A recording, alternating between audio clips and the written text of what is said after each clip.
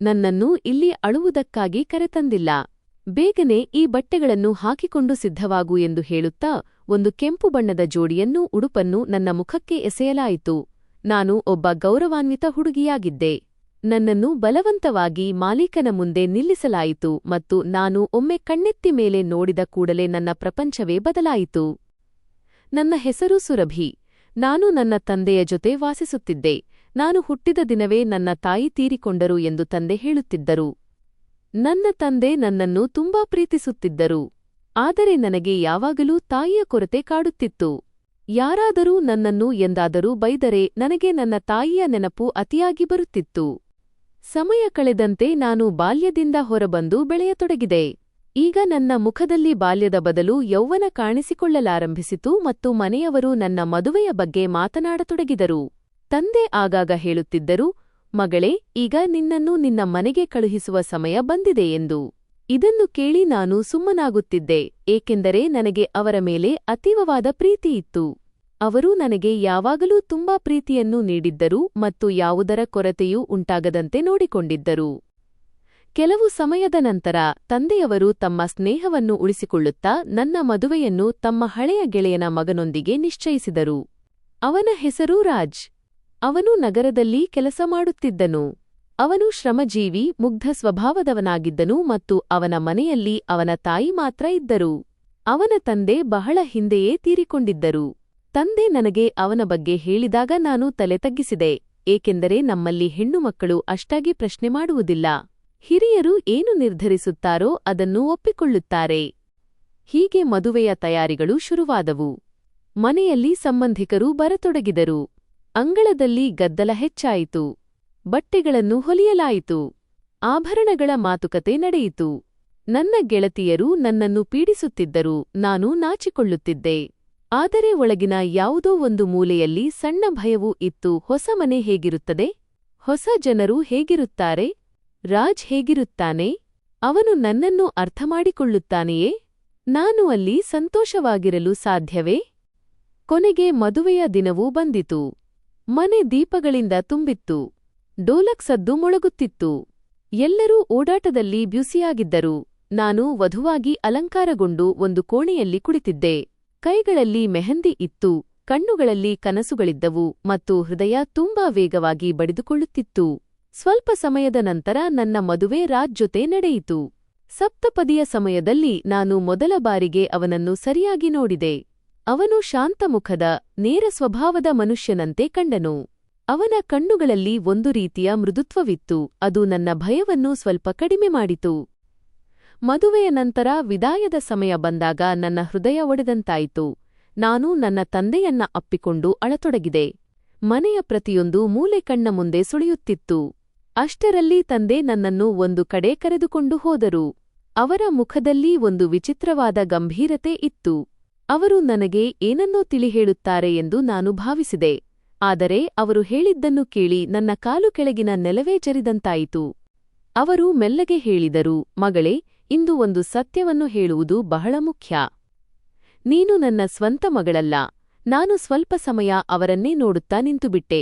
ನಾನು ಏನನ್ನೋ ತಪ್ಪು ಕೇಳಿಸಿಕೊಂಡೆ ಎಂದು ನನಗೆ ಅನಿಸಿತು. ಅವರು ನಡುಗುವ ಧ್ವನಿಯಲ್ಲಿ ಹೇಳಿದರು, ಹಲವು ವರ್ಷಗಳ ಹಿಂದೆ ನೀನು ನನಗೆ ರಸ್ತೆ ಬದಿಯಲ್ಲಿ ಸಿಕ್ಕಿದ್ದೆ. ನೀನು ತುಂಬಾ ಜೋರಾಗಿ ಅಳುತ್ತಿದ್ದೆ. ನಿನ್ನ ಹತ್ತಿರ ಯಾರೂ ಇರಲಿಲ್ಲ. ನಿನ್ನನ್ನು ಅಲ್ಲಿಯೇ ಬಿಟ್ಟು ಬರಲು ನನಗೆ ಸಾಧ್ಯವಾಗಲಿಲ್ಲ. ಅದಕ್ಕೆ ನಿನ್ನನ್ನು ಮನೆಗೆ ಕರೆತಂದೆ. ಅಂದು ನಿನ್ನ ಕುತ್ತಿಗೆಯಲ್ಲಿ ಒಂದು ಲಾಕೆಟ್ ಇತ್ತು. ಅದನ್ನು ನಾನು ಜೋಪಾನವಾಗಿ ಇಟ್ಟಿದ್ದೆ. ನಿನಗೆ ಈ ವಿಷಯವನ್ನು ನಾನು ಎಂದಿಗೂ ಹೇಳಿರಲಿಲ್ಲ, ಏಕೆಂದರೆ ನೀನು ಎಲ್ಲಿ ನೊಂದುಕೊಳ್ಳುತ್ತೀಯೋ ಎಂಬ ಭಯ ನನಗಿತ್ತು. ಆದರೆ ಇಂದು ನೀನು ಈ ಮನೆಯಿಂದ ಹೋಗುತ್ತಿರುವಾಗ ಇದನ್ನು ತಿಳಿದುಕೊಳ್ಳುವುದು ನಿನ್ನ ಹಕ್ಕು. ಇಷ್ಟು ಹೇಳಿ ಅವರು ತಮ್ಮ ಜೇಬಿನಿಂದ ಆ ಹಳೆಯ ಲಾಕೆಟ್ ತೆಗೆದು ನನ್ನ ಕೈಗಿಟ್ಟರು. ನನ್ನ ಇಡೀ ದೇಹ ನಡುಗುತ್ತಿತ್ತು. ನಾನು ಮೆಲ್ಲನೆ ಅದನ್ನು ತೆರೆದಾಗ ಅದರಲ್ಲಿ ಒಂದು ಬದಿಯಲ್ಲಿ ನನ್ನ ಚಿಕ್ಕಂದಿನ ಫೋಟೋ ಇತ್ತು ಮತ್ತು ಇನ್ನೊಂದು ಬದಿಯಲ್ಲಿ ಒಬ್ಬ ಮಹಿಳೆಯ ಫೋಟೋ ಇತ್ತು. ಬಹುಶಃ ಅದು ನನ್ನ ತಾಯಿಯ ಫೋಟೋ. ಆ ಫೋಟೋ ನೋಡಿದ ಕೂಡಲೇ ನಾನು ಅತ್ತುಬಿಟ್ಟೆ. ನನ್ನ ಉಸಿರೇ ನಿಂತು ಹೋದಂತೆ ಭಾಸವಾಯಿತು. ನಾನು ಯಾರು? ನನ್ನ ನಿಜವಾದ ತಾಯಿ ಯಾರು? ಅವಳು ನನ್ನನ್ನು ಏಕೆ ಬಿಟ್ಟಳು? ನಾನು ರಸ್ತೆ ಬದಿಗೆ ಹೇಗೆ ಬಂದೆ? ಇಷ್ಟೊಂದು ಪ್ರಶ್ನೆಗಳು ಒಟ್ಟಿಗೆ ನನ್ನೊಳಗೆ ಏಳಲಾರಂಭಿಸಿದವು. ಆದರೆ ಆ ಸಮಯದಲ್ಲಿ ಯಾವುದೇ ಪ್ರಶ್ನೆಗೆ ಉತ್ತರವಿರಲಿಲ್ಲ. ನಾನು ಆ ಲಾಕೆಟನ್ನು ನನ್ನ ಎದೆಗೆ ಹಚ್ಚಿಕೊಂಡೆ. ನಂತರ ಅದನ್ನು ನನ್ನ ಕುತ್ತಿಗೆಗೆ ಧರಿಸಿದೆ. ಮೊದಲ ಬಾರಿಗೆ ನನ್ನ ಯಾವುದೋ ಒಂದು ಕಳೆದು ಹೋದ ಭಾಗ ನನಗೆ ಮರಳಿ ಸಿಕ್ಕಂತೆ ಅನಿಸಿತು. ನಾನು ಅಳುತ್ತಾ ತಂದೆಯ ಪಾದಗಳನ್ನು ಗಟ್ಟಿಯಾಗಿ ಹಿಡಿದುಕೊಂಡು ಹೇಳಿದೆ, ನೀವೇ ನನ್ನ ನಿಜವಾದ ತಂದೆ. ಯಾರು ಸಾಕುತ್ತಾರೋ ಅವರೇ ನಮ್ಮವರಾಗುತ್ತಾರೆ. ಅವರು ಕೂಡ ಅತ್ತರು.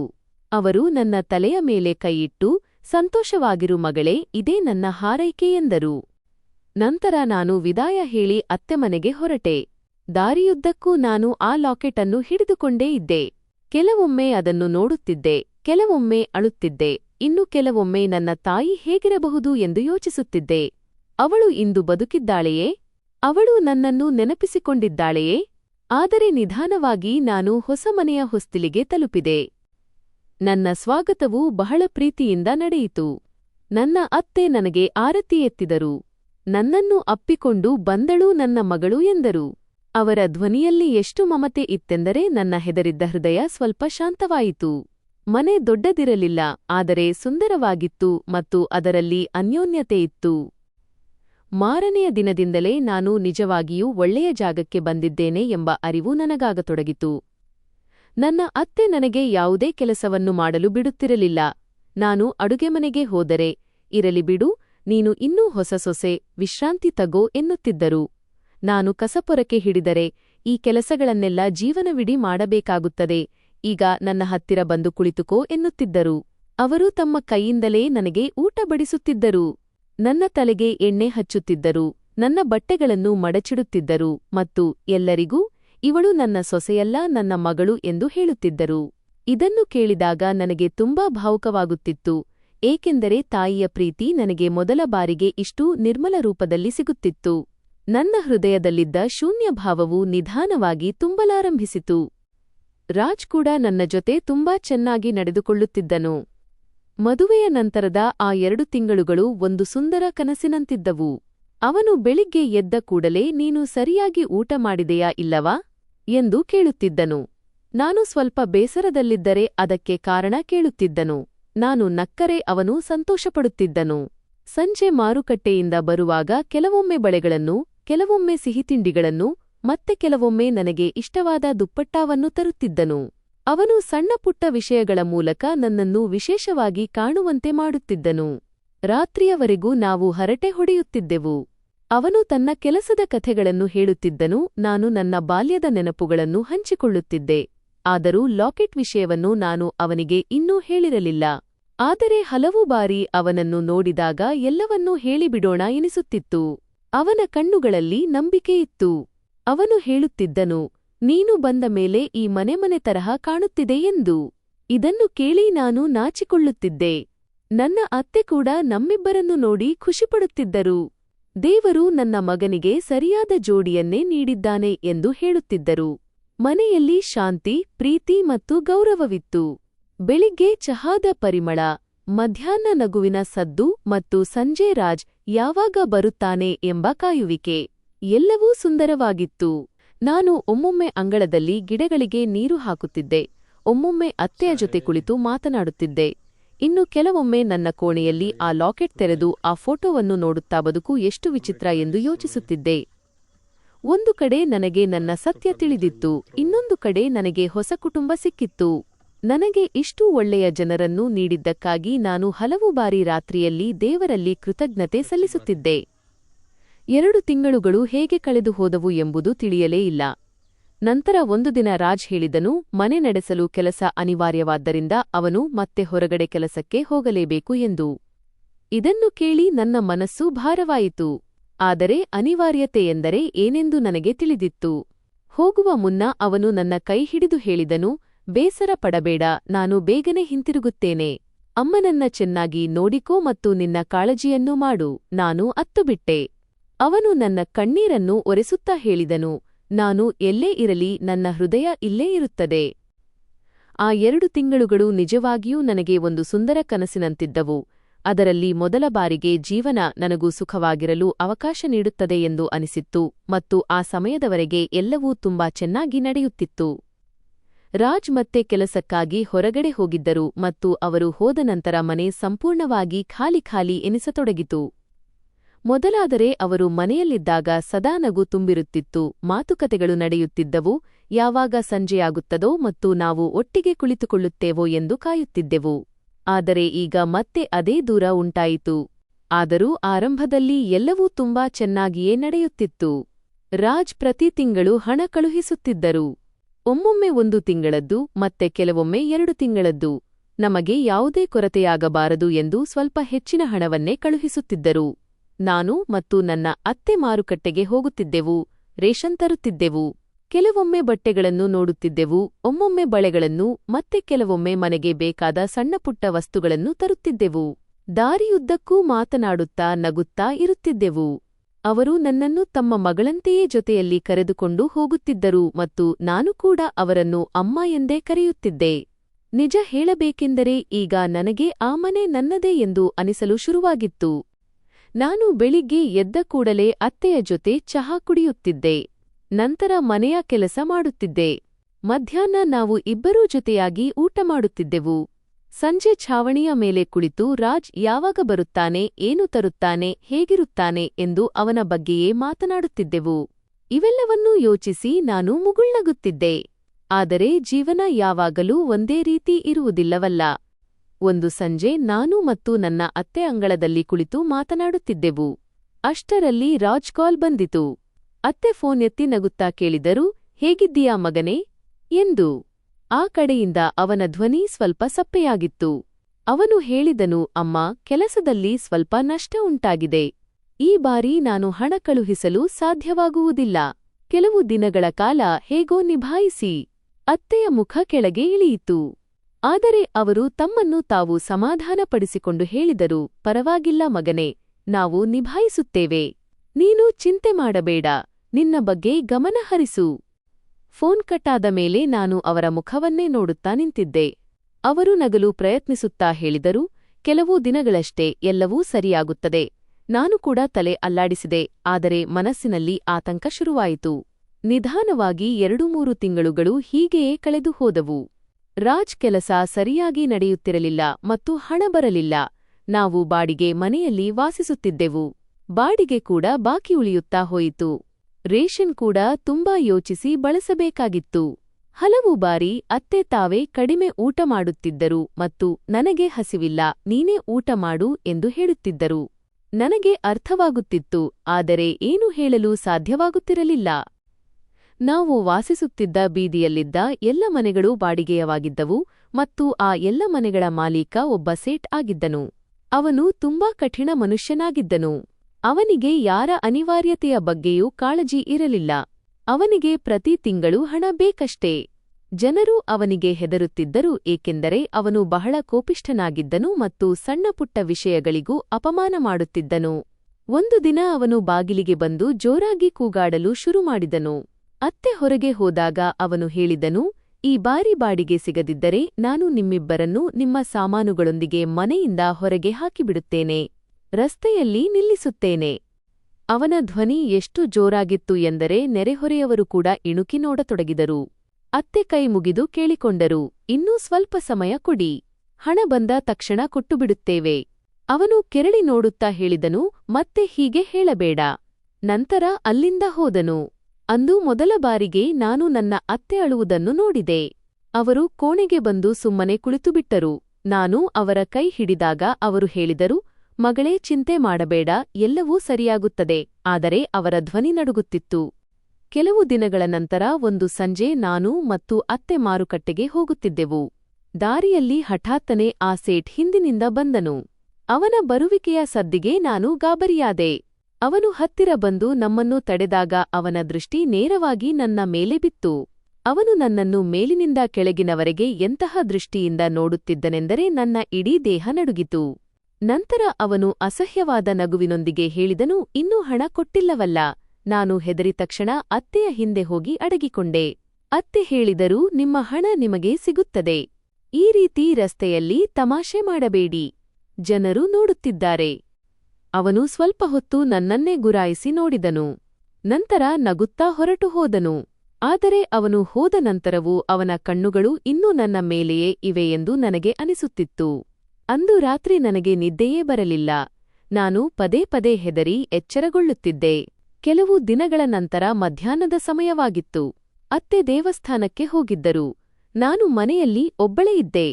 ಅಷ್ಟರಲ್ಲಿ ಬಾಗಿಲನ್ನು ಜೋರಾಗಿ ತಳ್ಳಿಕೊಂಡು ಆ ಸೇಠ್ ಒಳಗೆ ಬಂದನು. ಅವನನ್ನು ನೋಡಿ ನಾನು ಗಾಬರಿಯಾಗಿ ಹಿಂದೆ ಸರಿದೆ. ಅಷ್ಟರಲ್ಲಿ ಅತ್ತೆಯೂ ಹಿಂತಿರುಗಿ ಬಂದರು. ಅವನು ನೇರವಾಗಿ ಅಂಗಳಕ್ಕೆ ಬಂದು ನಿಂತು ಹೇಳಿದನು, ಬಹಳ ದಿನಗಳಿಂದ ಪ್ರೀತಿಯಿಂದ ಮಾತನಾಡುತ್ತಿದ್ದೇನೆ. ಈಗ ನೇರವಾಗಿ ಕೇಳಿಬಿಡು.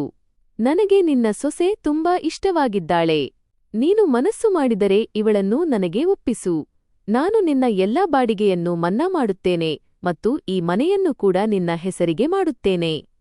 ಅವನ ಮಾತನ್ನು ಕೇಳಿ ನನ್ನ ಕಾಲು ಕೆಳಗಿನ ನೆಲವೇ ಜರಿದಂತಾಯಿತು. ನನ್ನ ಗಂಟಲು ಒಣಗಿಹೋಯಿತು. ಕೈಗಳು ನಡುಗತೊಡಗಿದವು. ಒಬ್ಬ ಮನುಷ್ಯ ಇಷ್ಟು ಕೀಳು ಮಟ್ಟಕ್ಕೆ ಇಳಿಯಬಲ್ಲ ಎಂದು ನನಗೆ ನಂಬಲು ಸಾಧ್ಯವೇ ಆಗಲಿಲ್ಲ. ನಾನು ಕಲ್ಲಿನಂತೆ ನಿಂತುಬಿಟ್ಟೆ. ನಾಚಿಕೆ, ಭಯ, ಸಿಟ್ಟು ಎಲ್ಲವೂ ಒಟ್ಟಿಗೆ ಉಕ್ಕಿ ಬಂದವು. ನನ್ನ ಕಣ್ಣುಗಳಲ್ಲಿ ನೀರು ತುಂಬಿ ಬಂದಿತು, ಆದರೆ ಧ್ವನಿ ಹೊರಡಲಿಲ್ಲ. ತಕ್ಷಣ ನನ್ನ ಅತ್ತೆ ಗೋಡೆಯಂತೆ ನನ್ನ ಮುಂದೆ ಬಂದು ನಿಂತರು. ಅವರು ಕೋಪದಿಂದ ಹೇಳಿದರು, ನೋಡಿ, ನಿಮಗೆ ಬಾಡಿಗೆ ಸಿಗುತ್ತದೆ. ಆದರೆ ನನ್ನ ಸೊಸೆಯ ಬಗ್ಗೆ ಈ ರೀತಿ ಅಸಹ್ಯಕರವಾಗಿ ಮಾತನಾಡಲು ನಿಮಗೆ ಹಕ್ಕಿಲ್ಲ. ಈ ಕ್ಷಣವೇ ಇಲ್ಲಿಂದ ಹೊರಟು ಹೋಗಿ. ಅವನು ನಗುತ್ತಾ ಹೇಳಿದನು, ಬಹಳ ಗೌರವ ತೋರಿಸುತ್ತಿದ್ದೀಯಾ? ಇನ್ನೂ 2 ದಿನಗಳ ನಂತರ ನನಗೆ ಹಣ ಸಿಗದಿದ್ದರೆ ನಾನು ಮತ್ತೆ ಬರುತ್ತೇನೆ ಮತ್ತು ಅಂದು ನಾನು ಲೂಟಿ ಮಾಡುವಾಗ ನಿನ್ನ ಈ ಸೊಸೆಯನ್ನು ಎತ್ತಿಕೊಂಡು ಹೋಗುತ್ತೇನೆ. ಅವನ ಮಾತನ್ನು ಕೇಳಿ ನನ್ನ ರಕ್ತವೇ ಹೆಪ್ಪುಗಟ್ಟಿದಂತಾಯಿತು.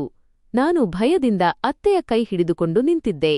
ಅವನು ಹೋಗುತ್ತಾ ಮತ್ತೆ ನನ್ನನ್ನು ನೋಡಿ ನಗುತ್ತಾ ಹೊರಗೆ ಹೋದನು. ಅವನು ಹೋದ ತಕ್ಷಣ ನನ್ನ ಕಾಲುಗಳು ಶಕ್ತಿ ಕಳೆದುಕೊಂಡವು. ನಾನು ಅಲ್ಲೇ ಕುಳಿತು ಅಳತೊಡಗಿದೆ. ಅತ್ತೆಯೂ ತುಂಬಾ ಆತಂಕಕ್ಕೊಳಗಾದರು. ಅವರು ನನ್ನನ್ನು ಎದೆಗೆ ಹಚ್ಚಿಕೊಂಡು ಹೇಳತೊಡಗಿದರು, ಹೆದರಬೇಡ ಮಗಳೇ, ನಾನು ಬದುಕಿರುವವರೆಗೂ ಯಾರೂ ನಿನ್ನನ್ನು ಮುಟ್ಟಲು ಸಾಧ್ಯವಿಲ್ಲ. ಆದರೆ ನಾನು ಅವರ ಹೃದಯ ಬಡಿತವನ್ನು ಅನುಭವಿಸುತ್ತಿದ್ದೆ. ಅವರು ಕೂಡ ನಡುಗುತ್ತಿದ್ದರು. ಅಂದು ಸಂಜೆ ಮನೆಯಲ್ಲಿ ಒಲೆ ಉರಿಯಲಿಲ್ಲ. ನಾವು ಇಬ್ಬರೂ ಸುಮ್ಮನೆ ಕುಳಿತುಕೊಂಡಿದ್ದೆವು. ಪದೇ ಪದೇ ಬಾಗಿಲಿನ ಕಡೆಗೆ ನೋಡುತ್ತಿದ್ದೆವು. ಸಣ್ಣ ಶಬ್ದವಾದರೂ ಹೃದಯ ಬಾಯಿಗೆ ಬಂದಂತಾಗುತ್ತಿತ್ತು. ನನಗೆ ಏನು ಮಾಡಬೇಕೆಂದು ತಿಳಿಯುತ್ತಿರಲಿಲ್ಲ. ರಾಜ್ಗೆ ತಿಳಿಸಿದರೆ ಅವನು ದೂರವಿದ್ದಾನೆ ಮತ್ತು ಅವನೇ ಸಂಕಷ್ಟದಲ್ಲಿದ್ದಾನೆ. ತಿಳಿಸದಿದ್ದರೆ ಈ ವಿಪತ್ತು ತಲೆಯ ಮೇಲೆ ನಿಂತಿದೆ. ನಾನು ಇಡೀ ರಾತ್ರಿ ಎಚ್ಚರವಾಗಿದ್ದೆ. ಒಮ್ಮೊಮ್ಮೆ ಲಾಕೆಟ್ ಹಿಡಿದುಕೊಳ್ಳುತ್ತಿದ್ದೆ, ಒಮ್ಮೊಮ್ಮೆ ದೇವರನ್ನೂ ನೆನೆಯುತ್ತಿದ್ದೆ. 2 ದಿನಗಳ ನಂತರ ಅವನು ನಿಜವಾಗಿಯೂ ಬಂದರೆ ಏನಾಗಬಹುದು ಎಂದು ಯೋಚಿಸುತ್ತಿದ್ದೆ. ನನ್ನ ಅತ್ತೆಯೂ ಇಡೀ ರಾತ್ರಿ ಹೊರಳಾಡುತ್ತಲೇ ಇದ್ದರು. ಅವರ ಕಣ್ಣುಗಳಲ್ಲಿ ಭಯ ಸ್ಪಷ್ಟವಾಗಿ ಕಾಣುತ್ತಿತ್ತು. ಆ ಸಣ್ಣ ಮನೆಯಲ್ಲಿ ಮೊದಲ ಬಾರಿಗೆ ಈ ಗೋಡೆಗಳು ಕೂಡ ನಮ್ಮನ್ನು ಕಾಪಾಡಲಾರವು ಮತ್ತು ನಾವಿಬ್ಬರು ಹೆಣ್ಣುಮಕ್ಕಳು ಎಷ್ಟು ಒಂಟಿಯಾಗಿದ್ದೇವೆ ಎಂದು ನನಗೆ ಅನಿಸಿತು. ಪ್ರಪಂಚದ ಮಧ್ಯೆ ಯಾವುದೇ ಆಧಾರವಿಲ್ಲದೆ, ರಕ್ಷಣೆಯಿಲ್ಲದೆ, ಕೇವಲ ಯಾವುದಾದರೂ ಪವಾಡ ನಡೆಯಬಹುದು ಎಂಬ ನಂಬಿಕೆಯ ಮೇಲೆ ನಿಂತಿದ್ದೆವು. ಹೇಗಾದರೂ ಮಾಡಿ ಹಣ ಹೊಂದಿಸಿ ಆ ಮನುಷ್ಯನ ಬಾಡಿಗೆಯನ್ನು ತೀರಿಸಬೇಕು ಮತ್ತು ಅವನು ಮತ್ತೆ ಎಂದಿಗೂ ನಮ್ಮ ಬಾಗಿಲಿಗೆ ಬರದಂತೆ ನೋಡಿಕೊಳ್ಳಬೇಕು ಎಂದು ನಾನು ತುಂಬಾ ಪ್ರಯತ್ನಿಸಿದೆ. ಆದರೆ ನಾವು ಎಷ್ಟು ಹಣ ಕೂಡಿಸಿದರೂ ಅದು ಸಾಕಾಗುತ್ತಿರಲಿಲ್ಲ. ಒಮ್ಮೊಮ್ಮೆ ರೇಷನ್ ಪಡೆಯುವುದು ಅನಿವಾರ್ಯವಾಗುತ್ತಿತ್ತು. ಒಮ್ಮೊಮ್ಮೆ ಔಷಧಿಗೆ ಅಥವಾ ಬೇರೆ ಯಾವುದೋ ಖರ್ಚು ಬರುತ್ತಿತ್ತು ಮತ್ತು ಹಣ ಪೂರ್ತಿಯಾಗುತ್ತಿರಲಿಲ್ಲ. ದಿನಗಳು ಕಳೆಯುತ್ತಿದ್ದವು ಮತ್ತು ಭಯ ನಮ್ಮ ತಲೆಯ ಮೇಲೆ ತೂಗಾಡುತ್ತಿತ್ತು. 2 ದಿನಗಳು 2 ವರ್ಷಗಳಂತೆ ಕಳೆದವು. ನಾನು ಮತ್ತು ನನ್ನ ಅತ್ತೆ ಸಣ್ಣ ಶಬ್ದಕ್ಕೂ ಬೆಚ್ಚಿ ಬೀಳುತ್ತಿದ್ದೆವು. ಬಾಗಿಲಿನ ಕಡೆಗೆ ನೋಡುತ್ತಿರುತ್ತಿದ್ದೆವು. ರಾತ್ರಿಯ ನಿದ್ದೆ ಮಾಯವಾಗಿತ್ತು. ನಾವಿಬ್ಬರೂ ಮೌನವಾಗಿ ಕುಳಿತು ಕೇವಲ ಒಬ್ಬರನ್ನೊಬ್ಬರು ನೋಡುತ್ತಿರುತ್ತಿದ್ದೆವು. ಆ ರಾತ್ರಿಯ ಸಮಯ ಇಂದಿಗೂ ನನಗೆ ನೆನಪಿದೆ. ರಾತ್ರಿ ಸುಮಾರು 1 ಗಂಟೆಯಾಗಿರಬಹುದು. ಇಡೀ ಓಣಿ ಮಲಗಿತ್ತು. ಗಲ್ಲಿ ನಿರ್ಜನವಾಗಿತ್ತು. ಅಷ್ಟರಲ್ಲಿ ಮನೆಯ ಹೊರಗೆ ಕೆಲವರ ಮೆಲ್ಲನೆಯ ಮಾತುಗಳು ಕೇಳಿಸತೊಡಗಿದವು. ಮೊದಲು ಯಾರೋ ದಾರಿಹೋಕರಿರಬಹುದು ಎಂದು ಅನಿಸಿತು. ಆದರೆ ನಂತರ ಯಾರೋ ನಮ್ಮ ಬಾಗಿಲಿಗೆ ಕೈ ಹಾಕಿದರು. ನನ್ನ ಅತ್ತೆಯ ಉಸಿರು ಬಿಗಿಹಿಡಿಯಿತು. ನನ್ನ ಅತ್ತೆ ಮೆಲ್ಲಗೆ ಎದ್ದು ಕಿಟಕಿಯಿಂದ ಹೊರಗೆ ಇಣುಕಿ ನೋಡಿದರು. ಅವರು ನೋಡಿದ ಕೂಡಲೇ ಅವರ ಮುಖ ಬಿಳಿಚಿಕೊಂಡಿತು.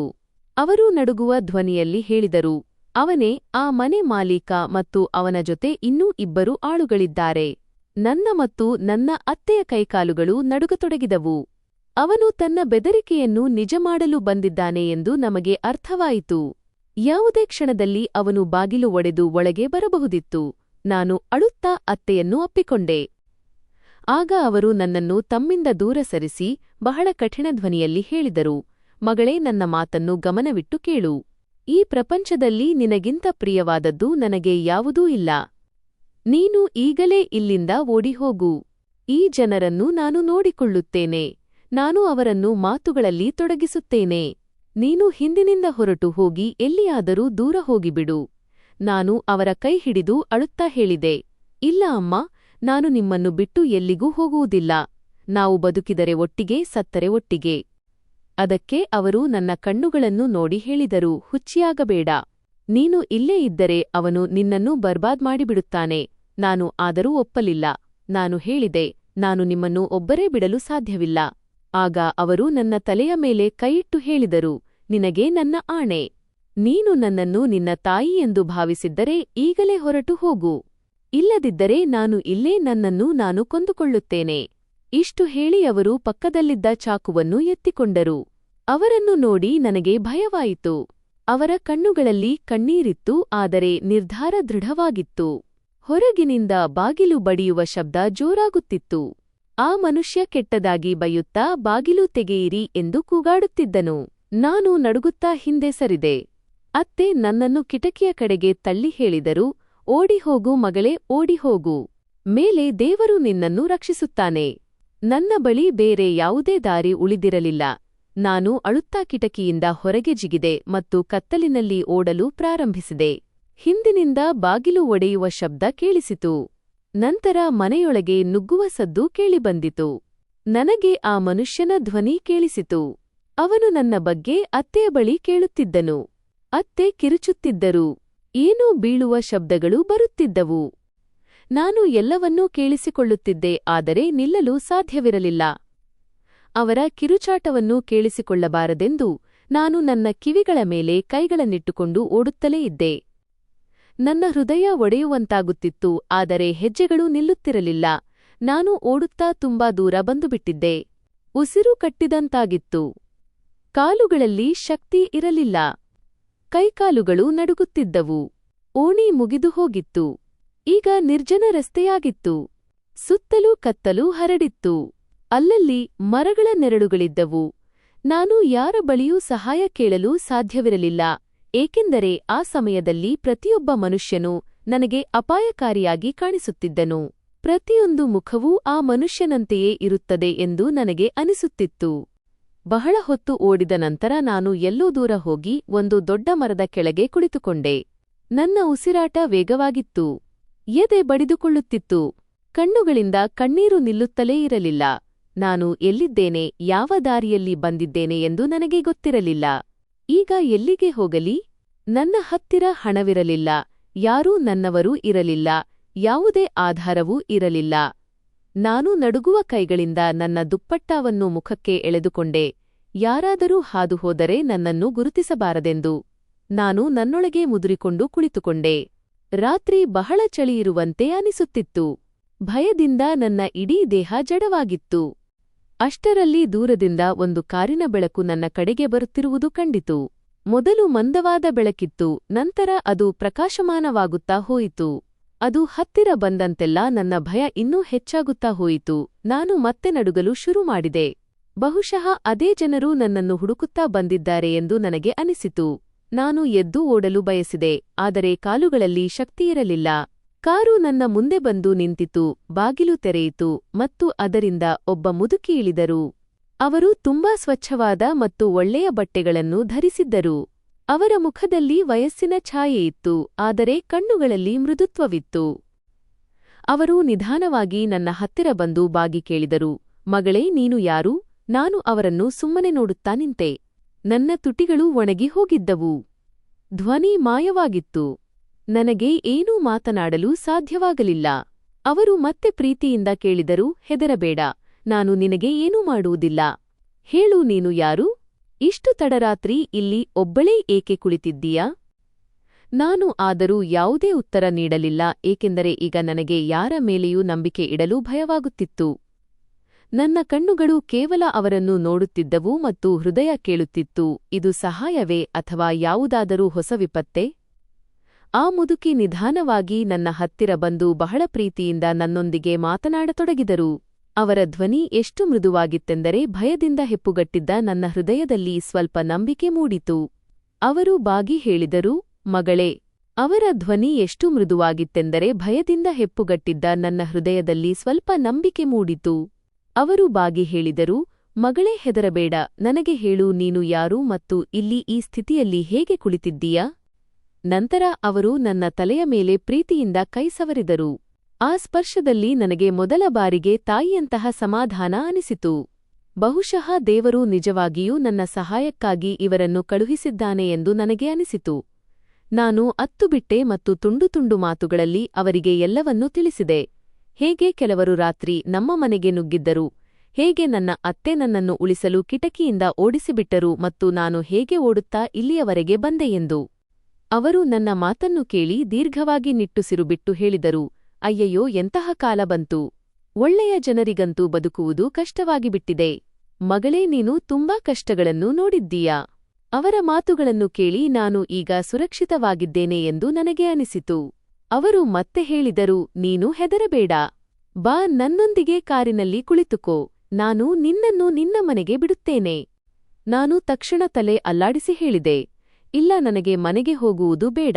ಆ ಜನರು ಇನ್ನೂ ಅಲ್ಲೇ ಇರುತ್ತಾರೆ. ಅವರು ನನ್ನ ಅತ್ತೆಗೆ ಏನು ಮಾಡಿದ್ದಾರೋ ನನಗೆ ತಿಳಿಯದು. ನಾನು ತುಂಬಾ ಹೆದರುತ್ತಿದ್ದೆ. ಅವರು ಸ್ವಲ್ಪ ಹೊತ್ತು ಯೋಚಿಸುವಂತೆ ನಟಿಸಿ ಹೇಳಿದರು, ಸರಿ, ಹಾಗಿದ್ದರೆ ಬಾ, ನನ್ನ ಮನೆಗೆ ಹೋಗೋಣ. ಬೆಳಿಗ್ಗೆಯಾದ ತಕ್ಷಣ ನಾನು ನಿನ್ನನ್ನು ನಿನ್ನ ಮನೆಗೆ ಬಿಡುತ್ತೇನೆ. ನೀನು ಆರಾಮವಾಗಿರು. ನಂತರ ಏನು ಮಾಡಬೇಕೆಂದು ಯೋಚಿಸೋಣ. ಅವರು ಎಷ್ಟು ಆತ್ಮೀಯತೆಯಿಂದ ಮಾತನಾಡಿದರೆಂದರೆ ನಾನು ಅವರ ಮಾತುಗಳನ್ನು ನಂಬಿಬಿಟ್ಟೆ. ನನ್ನ ಬಳಿ ಬೇರೆ ಯಾವುದೇ ದಾರಿಯೂ ಇರಲಿಲ್ಲ. ನಾನು ನಡುಗುವ ಹೆಜ್ಜೆಗಳಿಂದ ಅವರ ಕಾರಿನಲ್ಲಿ ಕುಳಿತುಕೊಂಡೆ. ಕಾರು ಹೊರಟಿತು. ರಾತ್ರಿಯ ಕತ್ತಲಿತ್ತು. ರಸ್ತೆಗಳು ನಿರ್ಜನವಾಗಿದ್ದವು. ನಾನು ಕಿಟಕಿಯಿಂದ ಹೊರಗೆ ನೋಡುತ್ತಾ ಮನಸ್ಸಿನಲ್ಲೇ ದೇವರನ್ನು ನೆನೆಯುತ್ತಿದ್ದೆ. ಅವರು ದಾರಿಯುದ್ದಕ್ಕೂ ನನ್ನನ್ನು ವಿಚಾರಿಸುತ್ತಲೇ ಇದ್ದರು. ಆದರೆ ಅವರ ಪ್ರಶ್ನೆಗಳು ಆ ಸಮಯದಲ್ಲಿ ನನಗೆ ಸಾಮಾನ್ಯವೆಂದೇ ಅನಿಸಿದವು. ಅವರು ಕೇಳಿದರು, ನಿನ್ನ ಹೆಸರೇನು? ನಾನು ಹೇಳಿದೆ, ನನ್ನ ಹೆಸರು ಸುರಭಿ. ಅವರು ಕೇಳಿದರು, ಮದುವೆಯಾಗಿದೆಯೇ? ನಾನು ಹೇಳಿದೆ, ಹೌದು, ಈಗ ಸ್ವಲ್ಪ ಸಮಯವಷ್ಟೇ ಆಗಿದೆ. ಅವರು ಕೇಳಿದರು, ಗಂಡ ಎಲ್ಲಿದ್ದಾನೆ? ನಾನು ಹೇಳಿದೆ, ಹೊರಗೆ ಕೆಲಸ ಮಾಡುತ್ತಿದ್ದಾರೆ. ನಾನು ಮತ್ತು ಅತ್ತೆ ಜೊತೆಯಾಗಿ ಇರುತ್ತೇವೆ. ನಂತರ ಅವರು ಕೇಳಿದರು, ನಿನ್ನನ್ನು ಹುಡುಕಿಕೊಂಡು ಬರಲು ನಿನ್ನ ಹಿಂದೆ ಮುಂದೆ ಯಾರೂ ಇಲ್ವಾ? ಅವರ ಮುಖದಲ್ಲಿ ಒಂದು ಸಣ್ಣ ವಿಚಿತ್ರವಾದ ನಗು ಇತ್ತು, ಆದರೆ ಆ ಸಮಯದಲ್ಲಿ ನನಗೆ ಅದು ಅರ್ಥವಾಗಲಿಲ್ಲ. ನಾನು ನೇರವಾಗಿ ಉತ್ತರಿಸಿದೆ, ಇಲ್ಲ, ಕೇವಲ ನನ್ನ ತಂದೆ ಇದ್ದಾರೆ. ಅವರೊಂದಿಗೆ ಆಗೊಮ್ಮೆ ಈಗೊಮ್ಮೆ ಮಾತನಾಡುತ್ತೇನೆ ಎಂದು. ಅವಳು ಸರಿ ಎಂದು ಹೇಳಿ ನಂತರ ಸುಮ್ಮನಾದಳು. ಈಗ ನನಗೆ ಅವಳ ಮೌನ ಭಾರವೆನಿಸತೊಡಗಿತು. ಸ್ವಲ್ಪ ಸಮಯದ ನಂತರ ಕಾರು ನಗರದ ಒಳ್ಳೆಯ ರಸ್ತೆಗಳಿಂದ ದೂರವಾಗಿ ಒಂದು ವಿಚಿತ್ರವಾದ ಪ್ರದೇಶಕ್ಕೆ ತಿರುಗಿತು. ಗಲ್ಲಿಗಳು ಕಿರಿದಾಗಿದ್ದವು.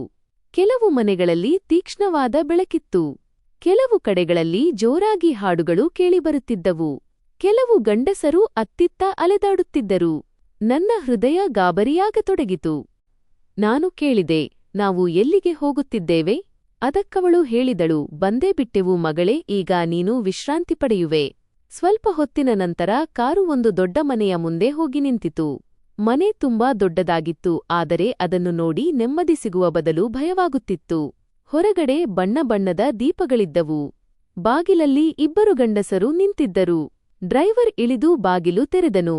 ಆ ಹೆಂಗಸು ನನಗೆ ಕೆಳಗೆ ಇಳಿಯಲು ಹೇಳಿದಳು.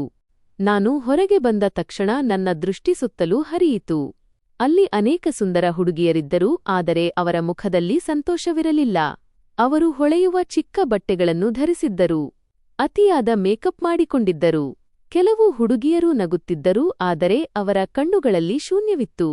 ಅಲ್ಲಿ ಬಹಳಷ್ಟು ಗಂಡಸರೂ ಇದ್ದರು. ಯಾರೋ ಜೋರಾಗಿ ನಗುತ್ತಿದ್ದರು. ಯಾರೋ ಹುಡುಗಿಯರನ್ನು ಗುರಾಯಿಸಿ ನೋಡುತ್ತಿದ್ದರು. ಆ ಜಾಗ ನನಗೆ ಬಹಳ ಭಯಾನಕವೆನಿಸಿತು. ನನ್ನ ಹೃದಯ ವೇಗವಾಗಿ ಬಡಿದುಕೊಳ್ಳತೊಡಗಿತು. ನಾನು ಹಿಂದೆ ಸರಿದೆ ಮತ್ತು ಆ ಹೆಂಗಸಿಗೆ ಹೇಳಿದೆ, ನೋಡಿ, ನನಗೆ ನನ್ನ ಮನೆಗೆ ಹೋಗಬೇಕು. ನನಗೆ ಇಲ್ಲಿ ಸರಿ ಅನಿಸುತ್ತಿಲ್ಲ. ನನ್ನನ್ನು ಹೋಗಲು ಬಿಡಿ. ಅವಳು ತಕ್ಷಣ ತನ್ನ ಮುಖಭಾವ ಬದಲಿಸಿದಳು. ಸ್ವಲ್ಪ ಮುಂಚೆ ಸಿಹಿಯಾದ ಧ್ವನಿಯಲ್ಲಿ ಮಾತನಾಡುತ್ತಿದ್ದ ಆ ಹೆಂಗಸಿನ ಕಣ್ಣುಗಳು ಈಗ ಕಠೋರವಾಗಿದ್ದವು. ಅವಳು ನನ್ನ ಕೈಯನ್ನು ಜೋರಾಗಿ ಹಿಡಿದು ತಿರುಗಿಸಿದಳು. ನೋವಿನಿಂದ ನನ್ನ ಕಿರುಚಾಟ ಹೊರಬಂತು. ಅವಳು ಹಲ್ಲು ಕಡಿಯುತ್ತಾ ಹೇಳಿದಳು, ಹುಡುಗಿ, ನಿನಗೇನು ಅನಿಸಿದೆ? ನಾನು ನಿನ್ನನ್ನು ಇಲ್ಲಿ ಪ್ರವಾಸಕ್ಕೆ ಕರೆತಂದಿದ್ದೇನೆ ಅಂದುಕೊಂಡೆಯಾ? ನನ್ನ ಜೊತೆ ನಡೆ. ನಾನು ಭಯದಿಂದ ನಡುಗತೊಡಗಿದೆ. ನಾನು ಕೈಬಿಡಿಸಿಕೊಳ್ಳಲು ತುಂಬಾ ಪ್ರಯತ್ನಿಸಿದೆ. ಆದರೆ ಅವಳ ಹಿಡಿತ ಬಹಳ ಬಲವಾಗಿತ್ತು. ಅವಳು ನನ್ನ ಕೂದಲನ್ನು ಹಿಡಿದು ಜೋರಾಗಿ ಎಳೆದಳು. ನಾನು ನೆಲದ ಮೇಲೆ ಬಿದ್ದೆ. ನನ್ನ ಮೊಣಕಾಲುಗಳು ಗಾಯಗೊಂಡವು. ಕಣ್ಣುಗಳಿಂದ ಕಣ್ಣೀರು ಹರಿಯತೊಡಗಿತು. ನಾನು ಕೈಮುಗಿದು ಅಳುತ್ತಾ ಬೇಡಿಕೊಂಡೆ, ನನ್ನನ್ನು ಇಲ್ಲಿಂದ ಹೋಗಲು ಬಿಡಿ. ನಾನು ತಪ್ಪು ಜಾಗಕ್ಕೆ ಬಂದಿದ್ದೇನೆ. ನನ್ನನ್ನು ಬಿಟ್ಟುಬಿಡಿ. ನಿಮ್ಮ ಪಾದಕ್ಕೆ ಬೀಳುತ್ತೇನೆ. ಆದರೆ ಅವಳು ನನ್ನ ಒಂದು ಮಾತನ್ನೂ ಕೇಳಲಿಲ್ಲ. ಅವಳು ನನ್ನನ್ನು ಎಳೆಯಲು ಪ್ರಾರಂಭಿಸಿದಳು. ಸುತ್ತಮುತ್ತ ನಿಂತಿದ್ದ ಜನರು ಎಲ್ಲವನ್ನೂ ನೋಡುತ್ತಿದ್ದರು. ಆದರೆ ಯಾರೂ ಏನನ್ನೂ ಮಾತನಾಡುತ್ತಿರಲಿಲ್ಲ. ಇದೆಲ್ಲವೂ ಅಲ್ಲಿ ಪ್ರತಿದಿನ ನಡೆಯುವ ವಿಷಯವೋ ಎಂಬಂತಿತ್ತು. ಕೆಲವು ಹುಡುಗಿಯರು ನನ್ನನ್ನು ನೋಡಿ ಕಣ್ಣು ತಗ್ಗಿಸುತ್ತಿದ್ದರು. ಬಹುಶಃ ಅವರು ಕೂಡ ಒಮ್ಮೆ ನನ್ನಂತೆಯೇ ಅದೇ ಜಾಗದಲ್ಲಿದ್ದರೋ ಏನೋ. ನಾನು ನೆಲದ ಮೇಲೆ ಬಿದ್ದು ಅಳುತ್ತಲೇ ಇದ್ದೆ. ಆದರೆ ಯಾರಿಗೂ ದಯೆ ಬರಲಿಲ್ಲ. ಆ ಹೆಂಗಸು ಬೈಯುತ್ತಾ ಹೇಳಿದಳು, ಬಹಳ ಒಳ್ಳೆಯವಳಂತೆ ನಟಿಸುತ್ತಿದ್ದೀಯಾ? 2 ದಿನಗಳಲ್ಲಿ ನಿನ್ನ ಸೊಕ್ಕನ್ನೆಲ್ಲ ಇಳಿಸುತ್ತೇನೆ. ನಂತರ ಅವಳು 2 ಗಂಡಸರಿಗೆ ಸನ್ನೆ ಮಾಡಿದಳು. ಅವರು ನನ್ನನ್ನು ಹಿಡಿದು ಎಬ್ಬಿಸಿದರು. ನಾನು ಬಿಡಿಸಿಕೊಳ್ಳಲು ಪ್ರಯತ್ನಿಸುತ್ತಿದ್ದೆ, ಕಿರುಚುತ್ತಿದ್ದೆ. ಆದರೆ ಆ ಗದ್ದಲದಲ್ಲಿ ನನ್ನ ಧ್ವನಿ ಎಲ್ಲೋ ಹೂತುಹೋಯಿತು. ನನ್ನನ್ನು ಒಳಗೆ ಕರೆದೊಯ್ಯಲಾಗುತ್ತಿತ್ತು ಮತ್ತು ನಾನು ಯಾವುದೋ ಕತ್ತಲೆ ಬಾವಿಗೆ ಬೀಳುತ್ತಿದ್ದೇನೆ ಎಂದು ನನಗೆ ಅನಿಸುತ್ತಿತ್ತು. ಆ ಕ್ಷಣದಲ್ಲಿ ನನಗೆ ನನ್ನ ಅತ್ತೆಯ ನೆನಪಾಯಿತು. ಅವರು ನನ್ನನ್ನು ಉಳಿಸಲು ಆ ರಾಕ್ಷಸರ ಮುಂದೆ ಒಂಟಿಯಾಗಿ ನಿಂತುಬಿಟ್ಟಿದ್ದರು. ನನಗೆ ರಾಜ್ನ ನೆನಪಾಯಿತು. ಅವನು ಎಲ್ಲೋ ದೂರದಲ್ಲಿದ್ದನು ಮತ್ತು ತನ್ನ ಹೆಂಡತಿ ಎಂತಹ ಸಂಕಷ್ಟದಲ್ಲಿ ಸಿಲುಕಿದ್ದಾಳೆ ಎಂಬುದು ಅವನಿಗೆ ತಿಳಿದಿರಲಿಲ್ಲ. ನನಗೆ ನನ್ನ ತಂದೆಯ ನೆನಪಾಯಿತು ಮತ್ತು ಇನ್ನೂ ನನ್ನ ಕುತ್ತಿಗೆಯಲ್ಲಿದ್ದ ಆ ಲಾಕೆಟ್ ನೆನಪಾಯಿತು. ನಾನು ಅದನ್ನು ಗಟ್ಟಿಯಾಗಿ ಹಿಡಿದುಕೊಂಡು ಅಳುತ್ತಾ ಮನಸ್ಸಿನಲ್ಲೇ ಹೇಳಿದೆ, ದೇವರೇ, ನೀನು ನಿಜವಾಗಿಯೂ ಇದ್ದರೆ ನನ್ನನ್ನು ಇಲ್ಲಿಂದ ಉಳಿಸು. ಆದರೆ ಆ ಸಮಯದಲ್ಲಿ ಅಲ್ಲಿ ನನ್ನ ಮಾತು ಕೇಳುವವರು ಯಾರೂ ಇರಲಿಲ್ಲ ಮತ್ತು ನಾನು ಒಂದು ಹೊಸ ಭಯಾನಕ ಸೆರೆಮನೆಯ ಬಾಗಿಲಲ್ಲಿ ನಿಂತಿದ್ದೆ. ಅದೇ ರಾತ್ರಿ ನನ್ನನ್ನು ಎಳೆಯುತ್ತಾ ಒಂದು ಕೋಣೆಗೆ ಕರೆದೊಯ್ಯಲಾಯಿತು ಮತ್ತು ಒಳಗೆ ತಳ್ಳಿ ಬಾಗಿಲು ಹಾಕಲಾಯಿತು. ಹೊರಗಿನಿಂದ ಬಾಗಿಲನ್ನು ಬಂದ್ ಮಾಡಲಾಯಿತು. ನಾನು ನನ್ನ ಪೂರ್ಣ ಶಕ್ತಿಯಿಂದ ಬಾಗಿಲನ್ನು ಗುದ್ದಿದೆ. ನನ್ನನ್ನು ಇಲ್ಲಿಂದ ಹೋಗಲು ಬಿಡಿ. ನನ್ನನ್ನು ಬಿಟ್ಟುಬಿಡಿ. ನಾನು ಏನೂ ಮಾಡಿಲ್ಲ. ನನಗೆ ಮನೆಗೆ ಹೋಗಬೇಕು. ನನ್ನ ಅತ್ತೆ ನನಗಾಗಿ ಕಾಯುತ್ತಿರುತ್ತಾರೆ ಎಂದು ಕಿರುಚುತ್ತಿದ್ದೆ. ಆದರೆ ಹೊರಗಿನಿಂದ ಯಾವುದೇ ಉತ್ತರ ಬರಲಿಲ್ಲ. ಕೋಣೆಯಲ್ಲಿ ವಿಪರೀತ ಕತ್ತಲಿತ್ತು. ಕತ್ತಲೆ ಎಷ್ಟಿತ್ತೆಂದರೆ ಸ್ವತಃ ತನ್ನ ಕೈ ಕೂಡ ಕಾಣುತ್ತಿರಲಿಲ್ಲ. ಗಾಳಿ ಭಾರವಾಗಿತ್ತು. ಗೋಡೆಗಳಿಂದ ತೇವದ ವಾಸನೆ ಬರುತ್ತಿತ್ತು. ನಾನು ಮೊಣಕಾಲುಗಳ ನಡುವೆ ತಲೆ ಇಟ್ಟುಕೊಂಡು ಅಳುತ್ತಲೇ ಕುಳಿತಿದ್ದೆ. ಒಮ್ಮೊಮ್ಮೆ ಬಾಗಿಲಿನವರೆಗೆ ಓಡುತ್ತಿದ್ದೆ. ಒಮ್ಮೊಮ್ಮೆ ಮೂಲೆಯಲ್ಲಿ ಮುದುರಿಕೊಂಡು ಕುಳಿತುಕೊಳ್ಳುತ್ತಿದ್ದೆ. ಭಯ ಎಷ್ಟಿತ್ತೆಂದರೆ ಉಸಿರಾಡುವುದು ಕೂಡ ಕಷ್ಟವಾಗಿತ್ತು. ಅಳುತ್ತಾ ಅಳುತ್ತಾ ನಾನು ಯಾವಾಗ ಪ್ರಜ್ಞೆ ತಪ್ಪಿದೆನೋ ನನಗೆ ತಿಳಿಯಲಿಲ್ಲ. ಬೆಳಿಗ್ಗೆ ಕಣ್ಣು ತೆರೆದಾಗ ತಲೆ ಭಾರವಾಗಿತ್ತು. ಕಣ್ಣುಗಳು ಊದಿಕೊಂಡಿದ್ದವು. ಗಂಟಲು ಒಣಗಿಹೋಗಿತ್ತು. ಅಷ್ಟರಲ್ಲಿ ಬಾಗಿಲು ತೆರೆಯಿತು ಮತ್ತು ತೀಕ್ಷ್ಣವಾದ ಬೆಳಕು ಕೋಣೆಯೊಳಗೆ ಬಂದಿತು. ನಾನು ತಕ್ಷಣ ನನ್ನ ಕಣ್ಣುಗಳ ಮೇಲೆ ಕೈಯಿಟ್ಟುಕೊಂಡು ಕುಳಿತೆ. ಕೆಲವು ಕ್ಷಣಗಳ ನಂತರ ನಿಧಾನವಾಗಿ ಎದುರು ನೋಡಿದಾಗ ರಾತ್ರಿ ನನ್ನನ್ನು ಇಲ್ಲಿಗೆ ಕರೆತಂದಿದ್ದ ಅದೇ ಹೆಂಗಸು ನಿಂತಿದ್ದಳು. ಈಗ ಅವಳ ಮುಖದಲ್ಲಿ ರಾತ್ರಿಯಿದ್ದ ಆ ಸಿಹಿಯಾದ ನಗು ಇರಲಿಲ್ಲ. ಅವಳ ಕಣ್ಣುಗಳಲ್ಲಿ ಕಠೋರತೆಯಿತ್ತು. ಅವಳು ನನ್ನನ್ನು ಮೇಲಿನಿಂದ ಕೆಳಗಿನವರೆಗೆ ನೋಡಿ ಹೇಳಿದಳು, ಸಾಕು ಮಾಡು ಹುಡುಗಿ, ಎಷ್ಟು ಅಳುತ್ತೀಯಾ? ಈಗ ನೀನು ಇಲ್ಲೇ ಇರಬೇಕು. ನೀನು ಇಲ್ಲಿಂದ ಹೊರಗೆ ಹೋಗಲು ಸಾಧ್ಯವಿಲ್ಲ. ಅವಳ ಮಾತನ್ನು ಕೇಳಿ ನನ್ನೊಳಗೆ ಸಿಟ್ಟು ಉಕ್ಕಿ ಬಂದಿತು. ನಾನು ನಡುಗುವ ಧ್ವನಿಯಲ್ಲಿ ಹೇಳಿದೆ, ನೀನು ನನ್ನೊಂದಿಗೆ ತುಂಬಾ ಅನ್ಯಾಯ ಮಾಡುತ್ತಿದ್ದೀಯಾ? ದೇವರು ನಿನಗೆ ಎಂದಿಗೂ ಕ್ಷಮಿಸುವುದಿಲ್ಲ. ನೀನು ನನಗೆ ಮೋಸ ಮಾಡಿದ್ದೀಯಾ? ನಾನು ನಿನಗೆ ಏನು ಕೇಡು ಮಾಡಿದ್ದೆ? ನನ್ನನ್ನು ಇಲ್ಲಿಂದ ಹೋಗಲು ಬಿಡು. ನನ್ನ ಅತ್ತೆ ನನಗಾಗಿ ಕಾಯುತ್ತಿರುತ್ತಾರೆ. ಅವರು ಬಹುಶಃ ನನಗಾಗಿ ಅಳುತ್ತಿರಬಹುದು. ಅವಳು ನಗುತ್ತಾ ಹೇಳಿದಳು, ಯಾವ ಅತ್ತೆ? ಎಂತಹ ಅತ್ತೆ? ಈಗ ನಿನಗೆ ಯಾರೂ ಇಲ್ಲ. ಇರುವುದನ್ನೆಲ್ಲ ಇಲ್ಲೇ ಇದೆ. ಇಂದಿನಿಂದ ನೀನು ಇಲ್ಲೇ ಇರಬೇಕು. ನಾನು ಕೋಪದಿಂದ ನೋಡತೊಡಗಿದೆ. ನನ್ನ ಕಣ್ಣುಗಳಲ್ಲಿ ಭಯವೂ ಇತ್ತು ಮತ್ತು ದ್ವೇಷವೂ ಇತ್ತು. ಅಷ್ಟರಲ್ಲಿ ಅವಳು ವೇಗವಾಗಿ ನನ್ನ ಹತ್ತಿರ ಬಂದಳು ಮತ್ತು ಏನೂ ಹೇಳದೆ ನನ್ನ ಕೆನ್ನೆಗೆ ಬಲವಾಗಿ ಹೊಡೆದಳು. ನನ್ನ ಕುತ್ತಿಗೆ ಒಂದು ಕಡೆಗೆ ಜರಿಯಿತು. ಕಿವಿಯಲ್ಲಿ ಶಬ್ದ ಮೊಳಗತೊಡಗಿತು. ಅವಳು ಬೆರಳು ತೋರಿಸಿ ಹೇಳಿದಳು, ಬಾಯಿ ಮುಚ್ಚು. ಇನ್ನು ಮುಂದೆ ನಾನು ನಿನ್ನ ಧ್ವನಿ ಕೇಳಿದರೆ ಅಥವಾ ನೀನು ಇಲ್ಲಿಂದ ಓಡಿಹೋಗಲು ಪ್ರಯತ್ನಿಸಿದರೆ ನಾನು ನಿನ್ನೊಂದಿಗೆ ಏನು ಮಾಡುತ್ತೇನೆ ಎಂದು ನೀನು ಯೋಚಿಸಲು ಸಾಧ್ಯವಿಲ್ಲ. ನಾನು ಬೆಚ್ಚಿಬಿದ್ದೆ, ಆದರೆ ಕಣ್ಣುಗಳಿಂದ ಕಣ್ಣೀರು ಹರಿಯುತ್ತಲೇ ಇತ್ತು. ಆಮೇಲೆ ಅವಳು ಹೊರಗೆ ನಿಂತಿದ್ದ ಯಾರಿಗೋ ಕೂಗಿದಳು ಮತ್ತು ಸ್ವಲ್ಪ ಸಮಯದ ನಂತರ ಒಬ್ಬ ಹುಡುಗಿ ಒಳಗೆ ಬಂದಳು. ಅವಳ ಹೆಸರು ವಿಮಲಾ. ವಯಸ್ಸು ಹೆಚ್ಚಿರಲಿಲ್ಲ, ಆದರೆ ಮುಖದ ಮೇಲಿನ ಸುಸ್ತು ವಯಸ್ಸಿಗಿಂತಲೂ ದೊಡ್ಡದಾಗಿ ಕಾಣಿಸುತ್ತಿತ್ತು. ಕಣ್ಣುಗಳಲ್ಲಿ ಆರಿಹೋದ ಬೇಸರವನ್ನೇ ತುಂಬಿಕೊಂಡಿದ್ದಳು. ಯಜಮಾನಿ ಅವಳಿಗೆ ಹೇಳಿದಳು, ಇಂದು ರಾತ್ರಿ ದೊಡ್ಡ ಯಜಮಾನಿ ಬರಲಿದ್ದಾರೆ. ಅವರ ಮುಂದೆ ಇವಳನ್ನು ಹಾಜರುಪಡಿಸಬೇಕು.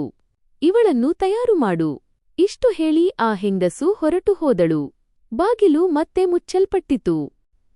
ಅವಳು ಹೋದ ತಕ್ಷಣ ನಾನು ವಿಮಲಾಳ ಪಾದಗಳಿಗೆ ಬಿದ್ದೆ. ನಾನು ಅವಳ ಕಾಲುಗಳನ್ನು ಹಿಡಿದುಕೊಂಡು ಅಳುತ್ತಾ ಹೇಳಿದೆ, ನೋಡು, ನಾನು ನಿನ್ನ ಮುಂದೆ ಭಿಕ್ಷೆ ಬೇಡುತ್ತಿದ್ದೇನೆ. ನನ್ನನ್ನು ಇಲ್ಲಿಂದ ಹೋಗಲು ಬಿಡು. ನನ್ನ ಗಂಡ ನನ್ನನ್ನು ತುಂಬಾ ಪ್ರೀತಿಸುತ್ತಾನೆ. ನನಗೆ ಅವನ ಬಳಿ ಹೋಗಬೇಕು. ನನ್ನ ಮನೆ ಇದೆ, ನನ್ನ ಅತ್ತೆ ಇದ್ದಾರೆ. ಅವರು ನನ್ನ ತಾಯಿಯಂತೆ. ನನ್ನನ್ನು ಇಲ್ಲಿ ಇರಿಸಬೇಡ. ವಿಮಲಾ ಸ್ವಲ್ಪ ಹೊತ್ತು ನನ್ನನ್ನು ನೋಡುತ್ತಲೇ ಇದ್ದಳು. ಅವಳ ಕಣ್ಣುಗಳಲ್ಲಿ ದಯೆಯ ಒಂದು ಸಣ್ಣ ಮಿಂಚು ಕಾಣಿಸಿಕೊಂಡಿತು. ಆದರೆ ಮುಖಕಲ್ಲಿನಂತೆಯೇ ಇತ್ತು. ಅವಳು ಮೆಲ್ಲನೆ ಹೇಳಿದಳು, ಯಾರ ಮನೆ, ಎಂತಹ ಗಂಡ? ಇವೆಲ್ಲ ಮಾತುಗಳು ಈ ಜಾಗದ ಹೊರಗಿನವು. ಈ 4 ಗೋಡೆಗಳ ಒಳಗೆ ಹೆಣ್ಣು ಮಾರಾಟವಾಗುತ್ತಾಳೆ, ಕೊಳ್ಳಲ್ಪಡುತ್ತಾಳೆ. ಇದನ್ನು ಬಿಟ್ಟು ಇಲ್ಲಿ ಬೇರೆ ಏನೂ ಇಲ್ಲ. ಅವಳ ಮಾತನ್ನು ಕೇಳಿ ನನ್ನ ಎದೆ ಒಡೆದಂತಾಯಿತು.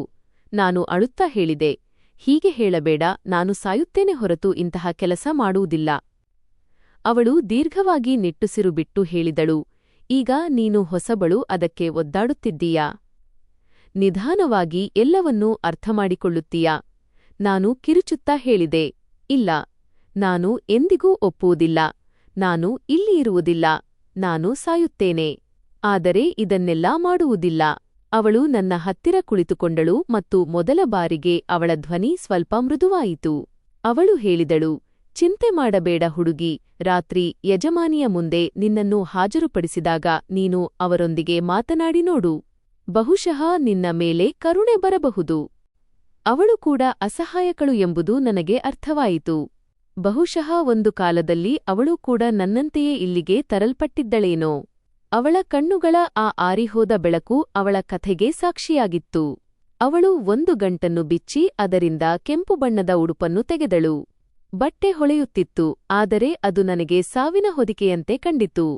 ಅವಳು ಅದನ್ನು ನನ್ನ ಮುಂದೆ ಇಟ್ಟು ತಯಾರಾಗು ಎಂದಳು. ನಾನು ಆ ಉಡುಪನ್ನೇ ನೋಡುತ್ತಾ ನಿಂತಿದ್ದೆ. ನನ್ನ ಕೈಗಳು ನಡುಗುತ್ತಿದ್ದವು. ಅದನ್ನು ಮುಟ್ಟಲು ಕೂಡ ನನಗೆ ಸಾಧ್ಯವಾಗುತ್ತಿರಲಿಲ್ಲ. ಇದು ಕೇವಲ ಬಟ್ಟೆಯಲ್ಲ, ನನ್ನ ಗೌರವಕ್ಕೆ ಹಚ್ಚುವ ಕಳಂಕ ಎಂದು ನನಗೆ ಅನಿಸುತ್ತಿತ್ತು. ನಾನು ಇನ್ನೂ ನನ್ನ ಕುತ್ತಿಗೆಯಲ್ಲಿದ್ದ ಲಾಕೆಟ್ ಅನ್ನು ಹಿಡಿದು ಎದೆಗೆ ಹಚ್ಚಿಕೊಂಡೆ. ನನಗೆ ರಾಜ್ ನೆನಪಾದನು. ಅವನ ನಗುಮುಖ, ಅವನ ಮಾತುಗಳು, ಅವನು ಬೇಗನೆ ಹಿಂತಿರುಗುತ್ತೇನೆ ಎಂದಿದ್ದು. ನನಗೆ ನನ್ನ ಅತ್ತೆಯ ನೆನಪಾಯಿತು. ಬಹುಶಃ ಅವರು ಈಗಲೂ ನನ್ನನ್ನು ಹುಡುಕುತ್ತಿರಬಹುದು ಅಥವಾ ನನಗಾಗಿ ಅಳುತ್ತಿರಬಹುದು. ನನಗೆ ನನ್ನ ಮನೆ ನೆನಪಾಯಿತು. ಅಲ್ಲಿ ನಾನು ಒಲೆಯ ಹತ್ತಿರ ಕುಳಿತುಕೊಳ್ಳುತ್ತಿದ್ದೆ, ಸಂಜೆಗಾಗಿ ಕಾಯುತ್ತಿದ್ದೆ. ಮತ್ತು ಈಗ ನಾನು ಇಲ್ಲಿದ್ದೆ, ಒಂದು ಮುಚ್ಚಿದ ಕೋಣೆಯಲ್ಲಿ. ಅಲ್ಲಿ ನನ್ನ ಉಸಿರು ಕೂಡ ನನ್ನದಾಗಿರಲಿಲ್ಲ. ವಿಮಲಾ ಹೇಳಿದಳು, ಬೇಗ ಮಾಡು, ಇಲ್ಲದಿದ್ದರೆ ಮತ್ತೆ ಏಟು ಬೀಳುತ್ತದೆ. ನಾನು ನಡುಗುವ ಕೈಗಳಿಂದ ಆ ಉಡುಪನ್ನು ಎತ್ತಿಕೊಂಡು ಒಂದು ಮೂಲೆಯಲ್ಲಿ ಹೋಗಿ ಕುಳಿತುಕೊಂಡೆ. ಕಣ್ಣುಗಳಿಂದ ಸತತವಾಗಿ ಕಣ್ಣೀರು ಸುರಿಯುತ್ತಿತ್ತು. ನನಗೆ ಬಟ್ಟೆ ಬದಲಿಸಲು ಕೂಡ ಸಾಧ್ಯವಾಗುತ್ತಿರಲಿಲ್ಲ. ಪ್ರತಿ ಹೃದಯ ಬಡಿತದೊಂದಿಗೆ ಭಯ ಹೆಚ್ಚಾಗುತ್ತಲೇ ಇತ್ತು. ಹೊರಗಿನಿಂದ ನಗುವಿನ ಶಬ್ದಗಳು ಕೇಳಿಸುತ್ತಿದ್ದವು. ಹೆಜ್ಜೆಗಳ ಸದ್ದು ಕೇಳಿಸುತ್ತಿತ್ತು. ಯಾರೋ ಕಿರುಚುವ ಧ್ವನಿ ಬರುತ್ತಿತ್ತು ಮತ್ತು ನಾನು ಯಾವುದೋ ಕತ್ತಲೆ ಕಂದಕಕ್ಕೆ ತಳ್ಳಲ್ಪಡುತ್ತಿದ್ದೇನೆ ಎಂದು ನನಗೆ ಅನಿಸುತ್ತಿತ್ತು. ಅಂದು ಮೊದಲ ಬಾರಿಗೆ ನನಗೆ ಅರ್ಥವಾಯಿತು, ಮನುಷ್ಯನನ್ನು ಕೊಲ್ಲಲು ಯಾವಾಗಲೂ ಆಯುಧವೇ ಬೇಕಿಲ್ಲ ಎಂದು. ಕೆಲವೊಮ್ಮೆ ಅವನ ಭರವಸೆಯನ್ನು ಕಿತ್ತುಕೊಂಡರೆ ಸಾಕು, ಮತ್ತು ನನ್ನ ಭರವಸೆ ಅದೇ ಕೋಣೆಯಲ್ಲಿ ಮುರಿದು ಹೋಗುತ್ತಿತ್ತು. ಆದರೂ ಹೃದಯದ ಯಾವುದೋ ಒಂದು ಮೂಲೆಯಲ್ಲಿ ಒಂದು ಸಣ್ಣ ಜ್ಯೋತಿ ಹಾಗೆಯೇ ಇತ್ತು. ಬಹುಶಃ ಯಾವುದಾದರೂ ಪವಾಡ ನಡೆಯಬಹುದು ಎಂದು. ಬಹುಶಃ ಯಾವುದಾದರೂ ಬಾಗಿಲು ತೆರೆಯಬಹುದು. ಬಹುಶಃ ರಾಜ್ ಬರಬಹುದು. ಬಹುಶಃ ದೇವರು ನನ್ನ ಮಾತನ್ನು ಕೇಳಿಸಿಕೊಳ್ಳಬಹುದು. ಆದರೆ ಆ ಸಮಯದಲ್ಲಿ ನನ್ನ ಮುಂದೆ ಕೇವಲ ಆ ಕೆಂಪು ಉಡುಪಿತ್ತು, ಮುಚ್ಚಿದ ಬಾಗಿಲು ಮತ್ತು ಬರಲಿರುವ ರಾತ್ರಿಯ ಭಯವಿತ್ತು. ಸ್ವಲ್ಪ ಸಮಯದ ನಂತರ ವಿಮಲಾ ಮತ್ತೆ ನನ್ನ ಕೋಣೆಗೆ ಬಂದಳು. ಅವಳ ಕೈಗಳು ನಡುಗುತ್ತಿದ್ದವು, ಆದರೆ ಮುಖದಲ್ಲಿ ಅಸಹಾಯಕತೆ ಸ್ಪಷ್ಟವಾಗಿ ಕಾಣುತ್ತಿತ್ತು. ಅವಳು ಬಾಗಿಲು ಮುಚ್ಚಿ ಬೇಗನೆ ನನ್ನ ಹತ್ತಿರ ಬಂದು ಹೇಳಿದಳು, ಕೇಳು, ಬೇಗ ತಯಾರು ಆಗು. ನೀನು ತಯಾರಾಗದಿದ್ದರೆ ಈ ಜನರು ನಿನ್ನನ್ನು ತುಂಬಾ ಹೊಡೆಯುತ್ತಾರೆ. ನನ್ನ ಮಾತನ್ನು ಕೇಳು. ಈಗ ನಾನು ಎಷ್ಟು ಹೇಳುತ್ತೇನೋ ಅಷ್ಟು ಮಾಡು. ನಾನು ಅವಳನ್ನೇ ನೋಡುತ್ತಾ ನಿಂತಿದ್ದೆ. ನನ್ನೊಳಗೆ ಸಿಟ್ಟು, ಭಯ, ನೋವು ಎಲ್ಲವೂ ಒಟ್ಟಿಗೆ ತುಂಬಿಕೊಂಡಿತ್ತು. ಈ ಕಥೆಯ ಮುಂದಿನ ಭಾಗದಲ್ಲಿ ಸುರಭಿಯ ಪರಿಸ್ಥಿತಿ ಏನಾಗಬಹುದು ಎಂದು ನೀವು ಯೋಚಿಸಿದ್ದೀರಾ?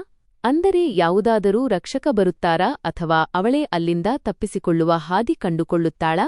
ನಾನು ಕಠೋರ ಧ್ವನಿಯಲ್ಲಿ ಹೇಳಿದೆ, ಇಲ್ಲ, ನಾನು ಅಂತಹ ಯಾವುದೇ ಕೆಲಸ ಮಾಡುವುದಿಲ್ಲ ಮತ್ತು ಇವರು ಕೊಟ್ಟ ಬಟ್ಟೆಗಳನ್ನೂ ಧರಿಸುವುದಿಲ್ಲ. ನಿನಗೆ ನನ್ನ ಮೇಲೆ ಒಳ್ಳೆಯ ಮನಸ್ಸಿದ್ದರೆ ನನಗೆ ಇಲ್ಲಿಂದ ಓಡಿಹೋಗಲು ಸಹಾಯ ಮಾಡು.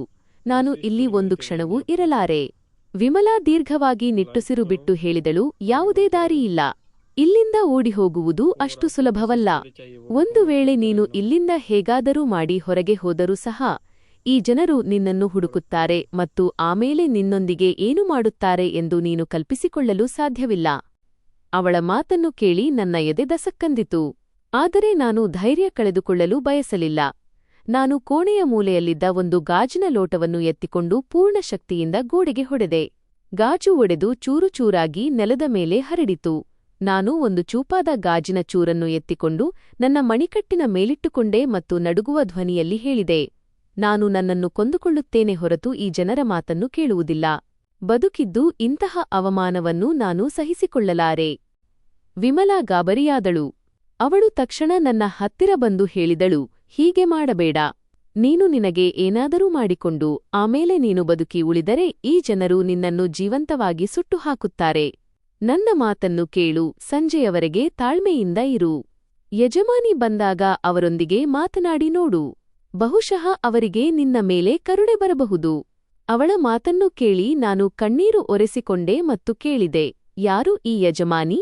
ಮತ್ತು ಇವರು ನಮ್ಮಂತಹ ಹುಡುಗಿಯರ ಮೇಲೆ ಇಷ್ಟೊಂದು ದೌರ್ಜನ್ಯವೇಕೆ ಮಾಡುತ್ತಾರೆ? ನಾನು ಅವರನ್ನು ಭೇಟಿಯಾಗಬೇಕು.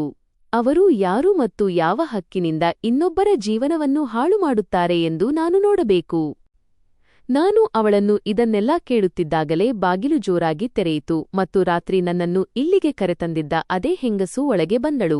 ಅವಳ ಕೈಯಲ್ಲಿ ಬಟ್ಟೆಗಳು ಮತ್ತು ಮೇಕಪ್ ಸಾಮಗ್ರಿಗಳಿದ್ದವು. ಅವಳ ನಡಿಗೆಯಲ್ಲಿ ಅಹಂಕಾರವಿತ್ತು ಮತ್ತು ಕಣ್ಣುಗಳಲ್ಲಿ ವಿಷವಿತ್ತು.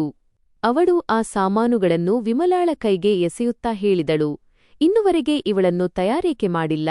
ಪ್ರತಿಯೊಂದು ಕೆಲಸವೂ ನನಗೆ ಸಮಯಕ್ಕೆ ಸರಿಯಾಗಿ ಆಗಬೇಕು ಎಂದು ನಿನಗೆ ಗೊತ್ತಿಲ್ಲವೇ? ವಿಮಲಾ ಹೆದರಿದಳು.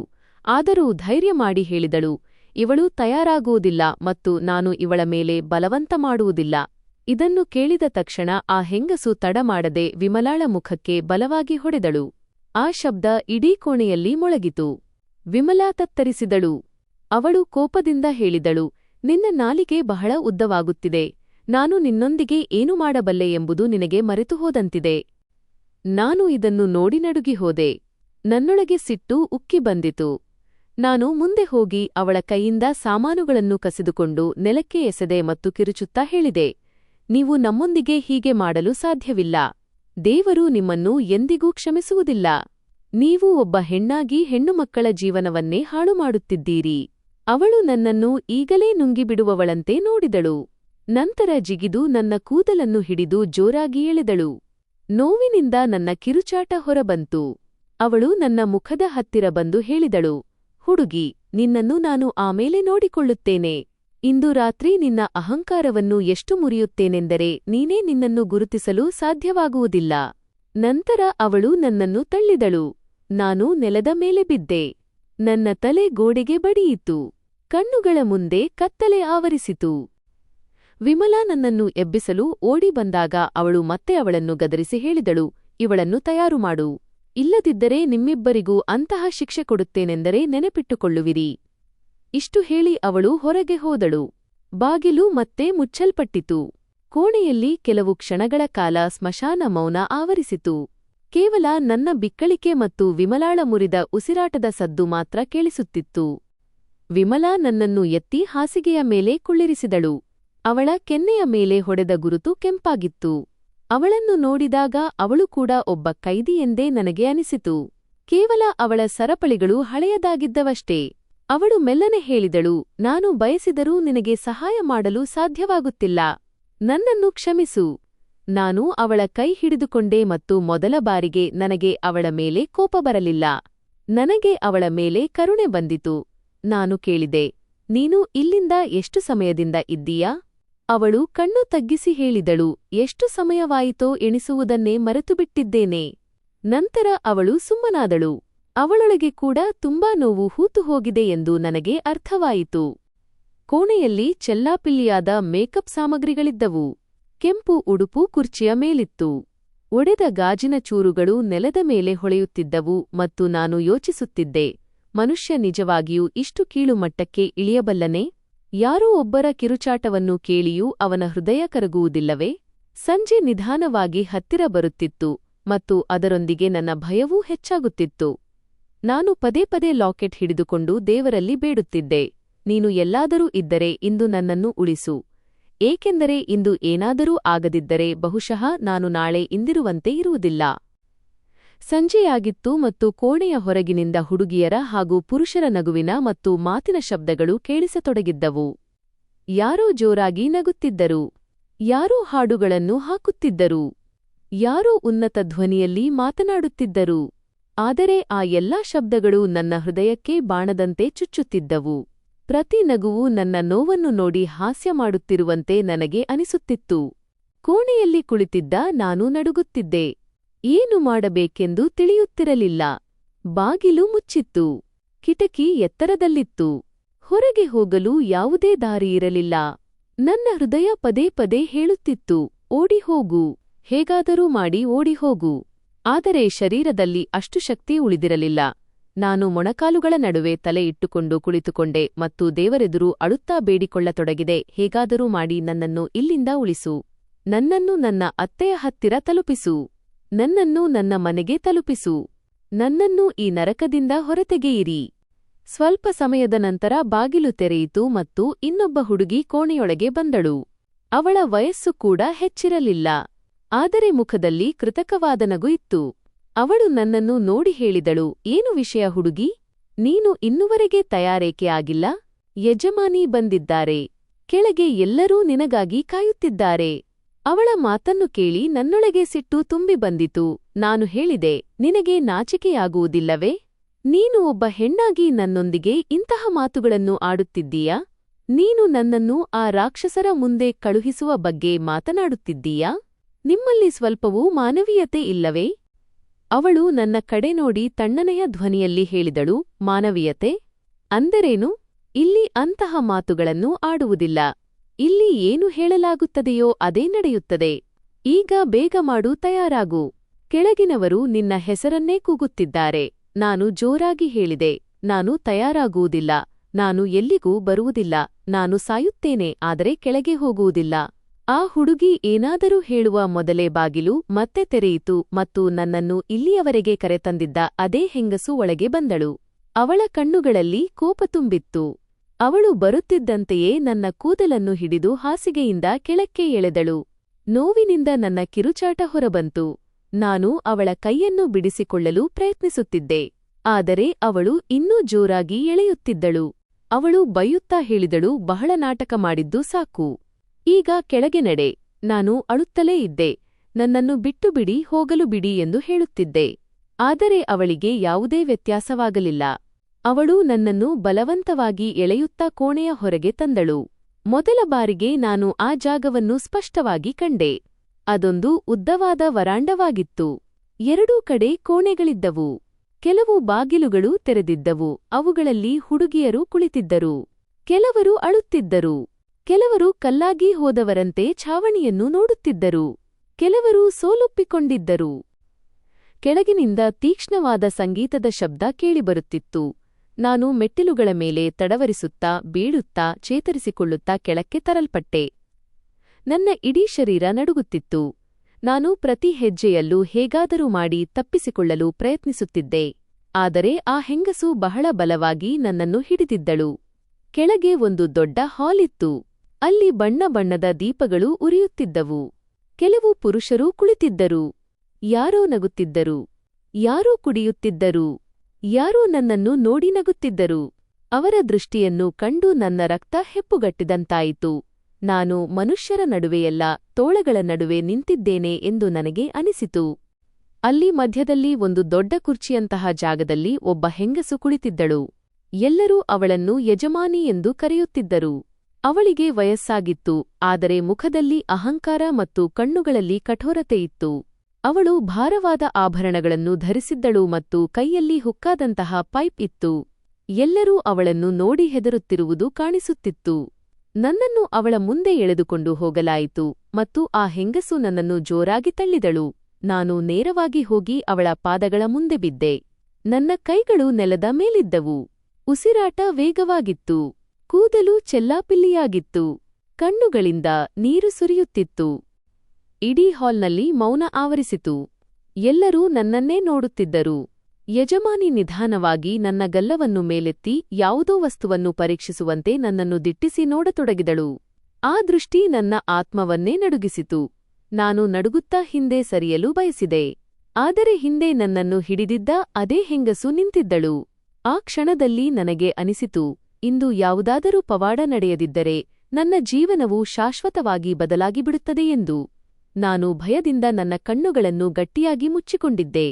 ನನ್ನ ಉಸಿರಾಟ ವೇಗವಾಗಿತ್ತು. ಹೃದಯ ಎದೆಯಿಂದ ಹೊರಗೆ ಬರುವಂತಾಗುತ್ತಿತ್ತು. ನಾನು ಇನ್ನುವರೆಗೆ ಆ ಹೆಂಗಸಿನ ಮುಖವನ್ನು ಸರಿಯಾಗಿ ನೋಡಿರಲಿಲ್ಲ. ಅವಳ ಮುಂದೆ ಎಲ್ಲರೂ ತಲೆಬಾಗಿದ್ದಾರೆ ಮತ್ತು ಅವಳೇ ಈ ಇಡೀ ಜಾಗದ ಯಜಮಾನಿ ಎಂಬುದು ಮಾತ್ರ ನನಗೆ ಅನುಭವವಾಗುತ್ತಿತ್ತು. ನಾನು ನೆಲದ ಮೇಲೆ ಬಿದ್ದಿದ್ದೆ. ಕೈಮುಗಿದು ಅಳುತ್ತಿದ್ದೆ. ನನ್ನನ್ನು ಬಿಟ್ಟುಬಿಡಿ, ನಾನು ಏನೂ ಮಾಡಿಲ್ಲ, ನನ್ನನ್ನು ಇಲ್ಲಿಂದ ಹೋಗಲು ಬಿಡಿ ಎಂದು ಪದೇ ಪದೇ ಹೇಳುತ್ತಿದ್ದೆ.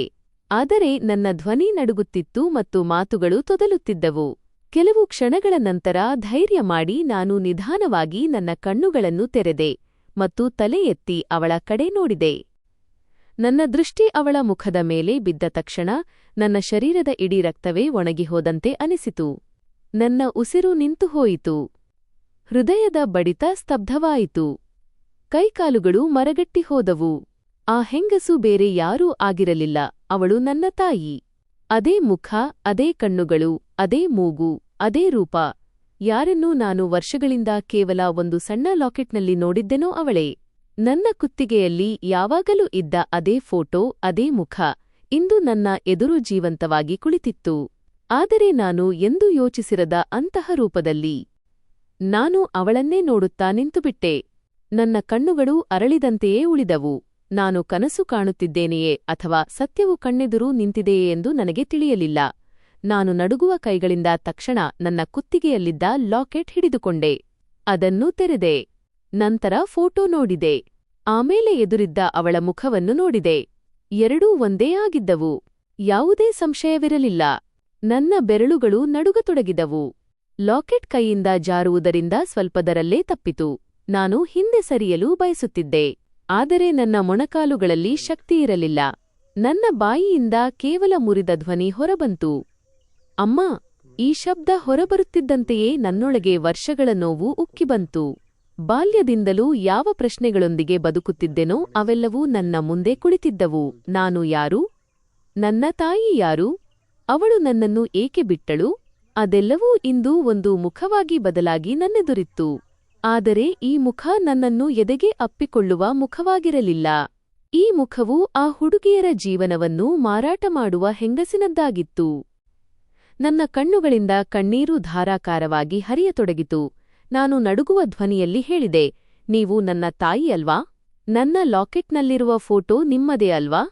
ನೋಡಿ, ಈ ಲಾಕೆಟ್ ನನ್ನ ಬಳಿಯಿದೆ. ಇದನ್ನು ನನಗೆ ತಂದೆ ಕೊಟ್ಟಿದ್ದರು. ಇದರಲ್ಲಿ ನನ್ನ ತಾಯಿಯ ಫೋಟೋ ಇದೆಯೆಂದು ಅವರು ಹೇಳಿದ್ದರು. ನಾನು ಅಳುತ್ತಾ ಅವಳ ಪಾದಗಳ ಹತ್ತಿರ ಲಾಕೆಟ್ ತೆರೆದಿಟ್ಟೆ. ಅಲ್ಲಿ ಕುಳಿತಿದ್ದ ಜನರು ಆಶ್ಚರ್ಯಚಕಿತರಾಗಿ ನನ್ನನ್ನು ನೋಡುತ್ತಿದ್ದರು. ಕೋಣೆಯಲ್ಲಿ ಪಿಸುಮಾತುಗಳು ಕೇಳಿಸತೊಡಗಿದವು. ಆ ಹೆಂಗಸು ಮೊದಲು ನನ್ನನ್ನು ಯಾವುದೋ ಅರ್ಥಮಾಡಿಕೊಳ್ಳುವ ಪ್ರಯತ್ನ ಎಂಬಂತೆ ದಿಟ್ಟಿಸಿ ನೋಡಿದಳು. ನಂತರ ಅವಳ ದೃಷ್ಟಿ ಲಾಕೆಟ್ ಮೇಲೆ ಬಿತ್ತು. ಅವಳ ಮುಖದ ಬಣ್ಣ ಬದಲಾಯಿತು. ಅವಳ ಕಣ್ಣುಗಳಲ್ಲಿ ಮೊದಲ ಬಾರಿಗೆ ಕಠೋರತೆಯ ಹಿಂದೆ ಅಡಗಿದ್ದ ಚಂಡಮಾರುತ ಕಂಡಿತು. ಅವಳು ಒಮ್ಮೆಲೇ ನನ್ನ ಕೈಯಿಂದ ಲಾಕೆಟ್ ಕಿತ್ತುಕೊಂಡು ತೆರೆದು ಫೋಟೋವನ್ನು ದಿಟ್ಟಿಸಿದಳು. ಅವಳ ಕೈಗಳು ಕೂಡ ಸ್ವಲ್ಪ ನಡುಗುತ್ತಿದ್ದವು. ನಾನು ಅವಳನ್ನೇ ನೋಡುತ್ತಿದ್ದೆ ಮತ್ತು ನನ್ನ ಹೃದಯ ಒಡೆದು ಹೋಗುತ್ತಿತ್ತು. ಅವಳು ನನ್ನನ್ನು ಅಪ್ಪಿಕೊಳ್ಳಬಹುದು, ಬಹುಶಃ ಅತ್ತು ಬಿಡಬಹುದು, ಮಗಳೇ ನನ್ನನ್ನು ಕ್ಷಮಿಸು ಎಂದು ಹೇಳಬಹುದು ಎಂದು ನಾನು ಭಾವಿಸಿದ್ದೆ. ಆದರೆ ಆ ಕ್ಷಣದಲ್ಲಿ ನನ್ನೊಳಗೆ ಮತ್ತೊಂದು ಭಯ ಜನ್ಮ ತಾಳಿತ್ತು. ಇವಳೇ ನನ್ನ ತಾಯಿಯಾಗಿದ್ದರೆ ಇವಳು ನನ್ನನ್ನು ಬೀದಿಯಲ್ಲಿ ಏಕೆ ಬಿಟ್ಟಳು? ಮತ್ತು ಇವಳೇ ನನ್ನ ತಾಯಿಯಾಗಿದ್ದರೆ ಇಂದು ಇವಳು ಇಲ್ಲಿ ಈ ಕರಾಳ ವ್ಯವಹಾರದ ಯಜಮಾನಿಯಾಗಿ ಹೇಗೆ ಕುಳಿತಿದ್ದಾಳೆ? ನನ್ನ ಜೀವನದ ಪ್ರತಿಯೊಂದು ಸತ್ಯವೂ ಒಟ್ಟಿಗೆ ಒಡೆದು ನನ್ನ ಮೇಲೆ ಬಿದ್ದಂತೆ ನನಗೆ ಅನಿಸಿತು. ನಾನು ಅಲ್ಲೇ ನೆಲದ ಮೇಲೆ ಕುಳಿತಿದ್ದೆ. ಕೈಕಾಲುಗಳು ಜಡವಾಗಿದ್ದವು, ಮೆದುಳು ಶೂನ್ಯವಾಗಿತ್ತು ಮತ್ತು ಮುಂದೆ ನನ್ನ ತಾಯಿ ಕುಳಿತಿದ್ದಳು. ಆದರೆ ಆ ತಾಯಿಯನ್ನು ನೋಡಿ ನನಗೆ ನೆಮ್ಮದಿ ಸಿಗುತ್ತಿರಲಿಲ್ಲ, ಬದಲಾಗಿ ಭಯವಾಗುತ್ತಿತ್ತು. ಆ ಕ್ಷಣದಲ್ಲಿ ನನಗೆ ನನ್ನ ತಾಯಿ ಸಿಕ್ಕಿದ್ದಾಳೆಯೋ ಅಥವಾ ನಾನು ಅವಳನ್ನು ಶಾಶ್ವತವಾಗಿ ಕಳೆದುಕೊಂಡಿದ್ದೇನೆಯೋ ಎಂಬುದು ಅರ್ಥವಾಗುತ್ತಿರಲಿಲ್ಲ. ಅವಳ ಕೈಯಲ್ಲಿ ಆ ಲಾಕೆಟ್ ಇತ್ತು ಮತ್ತು ಅವಳು ಅದನ್ನು ಯಾರೋ ಅವಳ ಕಳೆದ ಹೋದ ಇಡೀ ಜೀವನವನ್ನು ಒಂದು ಸಣ್ಣ ತುಣುಕಿನಲ್ಲಿ ಬಂಧಿಸಿ ಅವಳ ಮುಂದೆ ಇಟ್ಟಿದ್ದಾರೆ ಎಂಬಂತೆ ನೋಡುತ್ತಿದ್ದಳು. ಅವಳ ಬೆರಳುಗಳು ನಡುಗುತ್ತಿದ್ದವು, ಕಣ್ಣುಗಳು ಫೋಟೋ ಮೇಲೆ ನೆಟ್ಟಿದ್ದವು ಮತ್ತು ಮುಖದಲ್ಲಿ ಮೊದಲ ಬಾರಿಗೆ ಆ ಅಹಂಕಾರವಿರಲಿಲ್ಲ. ಸ್ವಲ್ಪ ಮುಂಚೆಯವರೆಗೆ ಸ್ಪಷ್ಟವಾಗಿ ಕಾಣುತ್ತಿದ್ದ ಆ ದರ್ಪ ಮಾಯವಾಗಿತ್ತು. ಇಡೀ ಹಾಲ್ನಲ್ಲಿ ಸ್ಮಶಾನ ಮೌನ ಆವರಿಸಿತ್ತು. ಸ್ವಲ್ಪ ಮುಂಚೆ ನಗುತ್ತಿದ್ದವರು, ಮಾತನಾಡುತ್ತಿದ್ದವರು ಈಗ ಸುಮ್ಮನಾಗಿದ್ದರು. ಎಲ್ಲರ ದೃಷ್ಟಿ ಆ ಹೆಂಗಸಿನ ಮೇಲೆ ಮತ್ತು ನನ್ನ ಮೇಲಿತ್ತು. ನಾನು ನೆಲದ ಮೇಲೆ ಕುಳಿತು ನಡುಗುತ್ತಿದ್ದೆ. ನನ್ನ ಹೃದಯ ಎಷ್ಟು ವೇಗವಾಗಿ ಬಡಿದುಕೊಳ್ಳುತ್ತಿತ್ತೆಂದರೆ ಅದನ್ನು ಎಲ್ಲರೂ ಕೇಳಿಸಿಕೊಳ್ಳಬಹುದು ಎಂದು ನನಗೆ ಅನಿಸುತ್ತಿತ್ತು. ಲಾಕೆಟ್ ಇಳಿದಿದ್ದ ನನ್ನ ಕುತ್ತಿಗೆಯನ್ನು ನಾನು ಪದೇ ಪದೇ ಮುಟ್ಟಿಕೊಳ್ಳುತ್ತಿದ್ದೆ. ಅದು ಈಗ ಅವಳ ಕೈಯಲ್ಲಿತ್ತು. ಕೆಲವು ಕ್ಷಣಗಳವರೆಗೆ ಅವಳು ಏನೂ ಮಾತನಾಡಲಿಲ್ಲ, ಕೇವಲ ಫೋಟೋವನ್ನೇ ನೋಡುತ್ತಿದ್ದಳು. ನಂತರ ಅವಳ ಕಣ್ಣುಗಳಿಂದ ಒಂದು ಹನಿ ಕಣ್ಣೀರು ಕೆಳಗೆ ಬಿತ್ತು. ನಾನು ಮೊದಲ ಬಾರಿಗೆ ಅವಳನ್ನು ಅಳುತ್ತಿರುವುದನ್ನು ನೋಡಿದ್ದೆ. ಅವಳು ನಿಧಾನವಾಗಿ ತನ್ನ ದೊಡ್ಡ ಕುರ್ಚಿಯಿಂದ ಎದ್ದಳು. ನೆಲವು ಅವಳನ್ನು ಸಂಭಾಳಿಸಲು ಸಾಧ್ಯವಾಗುತ್ತಿಲ್ಲವೇನೋ ಎಂಬಂತೆ ಅವಳ ಹೆಜ್ಜೆಗಳು ತತ್ತರಿಸುತ್ತಿದ್ದವು. ಅವಳು ನನ್ನ ಹತ್ತಿರ ಬಂದಳು ಮತ್ತು ನನ್ನ ಮುಂದೆ ಮೊಣಕಾಲುಗಳ ಮೇಲೆ ಕುಳಿತಳು. ನಂತರ ಇದ್ದಕ್ಕಿದ್ದಂತೆ ಅವಳು ನನ್ನನ್ನು ತನ್ನ ಬಾಹುಗಳಲ್ಲಿ ಅಪ್ಪಿಕೊಂಡಳು. ನಾನು ಬೆಚ್ಚಿಬಿದ್ದೆ. ನನ್ನ ಶರೀರ ಜಡವಾಯಿತು. ಅವಳನ್ನು ದೂರ ತಳ್ಳಬೇಕೋ ಅಥವಾ ಅವಳ ಎದೆಗೆ ಒರಗಿ ಅಳಬೇಕೋ ಎಂದು ನನಗೆ ತಿಳಿಯಲಿಲ್ಲ. ಅವಳು ಹೌದು, ನೀನು ನನ್ನದೇ ಮಗಳು, ನನ್ನ ಕಳೆದುಹೋದ ಮಗಳು ಎಂದು ಹೇಳಿದಾಗ ಅವಳ ಧ್ವನಿ ಒಡೆಯುತ್ತಿತ್ತು. ಅವಳ ಮಾತು ಕೇಳಿದ ಕೂಡಲೇ ನನ್ನೊಳಗೆ ವರ್ಷಗಳಿಂದ ಜಮೆಯಾಗಿದ್ದ ನೋವು ಒಮ್ಮೆಗೆ ಹೊರಬರತೊಡಗಿತು. ನನ್ನ ಕಣ್ಣುಗಳಿಂದ ನೀರು ಹರಿಯಿತು. ಆದರೆ ನನ್ನ ಹೃದಯ ಶಾಂತವಾಗಲಿಲ್ಲ. ಅದರಲ್ಲಿ ಸಾವಿರ ಪ್ರಶ್ನೆಗಳಿದ್ದವು. ನಾನು ಅವಳ ಅಪ್ಪುಗೆಯಿಂದ ದೂರ ಸರಿದೆ ಮತ್ತು ನಡುಗುವ ಧ್ವನಿಯಲ್ಲಿ ಕೇಳಿದೆ, ಒಂದು ವೇಳೆ ನೀವೇ ನನ್ನ ತಾಯಿಯಾಗಿದ್ದರೆ ನನ್ನನ್ನು ಏಕೆ ಬಿಟ್ಟುಬಿಟ್ಟಿರಿ? ಮತ್ತು ನೀವು ಇದನ್ನೆಲ್ಲ ಏಕೆ ಮಾಡುತ್ತಿದ್ದೀರಿ? ನೀವು ಒಬ್ಬ ಹೆಣ್ಣಾಗಿ ಹೆಣ್ಣು ಮಕ್ಕಳನ್ನು ಈ ನರಕಕ್ಕೆ ಏಕೆ ತಳ್ಳುತ್ತಿದ್ದೀರಿ? ನನ್ನ ಮಾತನ್ನು ಕೇಳಿ ಅಲ್ಲಿ ನಿಂತಿದ್ದವರೆಲ್ಲರೂ ಒಬ್ಬರನ್ನೊಬ್ಬರು ನೋಡಿಕೊಳ್ಳತೊಡಗಿದರು. ಇಂದು ಇಲ್ಲಿಗೆ ತರಲ್ಪಟ್ಟ ಹುಡುಗಿ ಈ ಜಾಗದ ಯಜಮಾನಿಯ ಮಗಳೆಂದು ಯಾರಿಗೂ ನಂಬಲು ಸಾಧ್ಯವಾಗುತ್ತಿರಲಿಲ್ಲ. ಅವಳು ಕೆಲವು ಕ್ಷಣಗಳವರೆಗೆ ನನ್ನನ್ನು ನೋಡುತ್ತಲೇ ಇದ್ದಳು. ನಂತರ ದೀರ್ಘವಾಗಿ ನಿಟ್ಟುಸಿರು ಬಿಟ್ಟು ಪಕ್ಕದಲ್ಲಿದ್ದ ಸೋಫಾದ ಮೇಲೆ ಕುಳಿತಳು. ನನ್ನನ್ನು ಪಕ್ಕದಲ್ಲಿ ಕುಳಿತುಕೊಳ್ಳುವಂತೆ ಸನ್ನೆ ಮಾಡಿದಳು. ಆದರೆ ನಾನು ನಿಂತೇ ಇದ್ದೆ. ಅವಳು ತಲೆ ತಗ್ಗಿಸಿ ಮೆಲ್ಲನೆ ಹೇಳತೊಡಗಿದಳು, ಮಗಳೇ, ನನ್ನ ಮದುವೆ ಬಹಳ ಚಿಕ್ಕ ವಯಸ್ಸಿನಲ್ಲಿ ನಡೆದಿತ್ತು. ನಾನು ಕೂಡ ಕನಸುಗಳನ್ನು ಹೊತ್ತು ನನ್ನ ಅತ್ತೆ ಮನೆಗೆ ಹೋಗಿದ್ದೆ. ನನ್ನದೇ ಆದ ಮನೆ, ನನ್ನದೇ ಆದ ಕುಟುಂಬವಿರುತ್ತದೆ ಎಂದು ಭಾವಿಸಿದ್ದೆ. ಆದರೆ ಅಲ್ಲಿ ನನ್ನನ್ನು ಎಂದಿಗೂ ಸೊಸೆ ಎಂದು ಪರಿಗಣಿಸಲಿಲ್ಲ, ಕೇವಲ ಕೆಲಸದವಳು ಎಂದು ನೋಡಿದರು. ನೀನು ನನ್ನ ಹೊಟ್ಟೆಗೆ ಬಂದಾಗ ಮನೆಯಲ್ಲಿ ಪ್ರತಿದಿನ ಒಂದೇ ಮಾತು ನಡೆಯುತ್ತಿತ್ತು, ಗಂಡು ಮಗುವೆ ಆಗಬೇಕು, ಅವನು ಮನೆಯ ಹೆಸರನ್ನು ಬೆಳಗುತ್ತಾನೆ, ವಂಶವನ್ನು ಬೆಳೆಸುತ್ತಾನೆ ಎಂದು. ನಾನು ಸುಮ್ಮನಿದ್ದೆ, ಏಕೆಂದರೆ ನನಗೆ ಮಾತನಾಡುವ ಹಕ್ಕಿರಲಿಲ್ಲ. ಮತ್ತು ನೀನು ಹುಟ್ಟಿದಾಗ ದಾದಿಯು ಹೆಣ್ಣು ಮಗು ಹುಟ್ಟಿದೆ ಎಂದು ಹೇಳಿದ ಕೂಡಲೇ ಎಲ್ಲರ ಮುಖಗಳು ಬದಲಾದವು.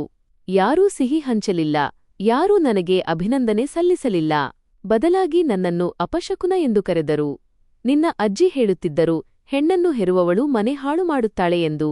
ನಿನ್ನ ತಂದೆ ಎಷ್ಟೋ ದಿನಗಳವರೆಗೆ ನನ್ನನ್ನು ನೋಡಲೂ ಇಲ್ಲ. ನಾನು ನಿನ್ನನ್ನು ಎದೆಗೆ ಹಚ್ಚಿಕೊಂಡು ಅಳುತ್ತಿದ್ದೆ. ಅವಳು ಮಾತು ನಿಲ್ಲಿಸಿ ಕಣ್ಣೀರು ಒರೆಸಿಕೊಂಡಳು.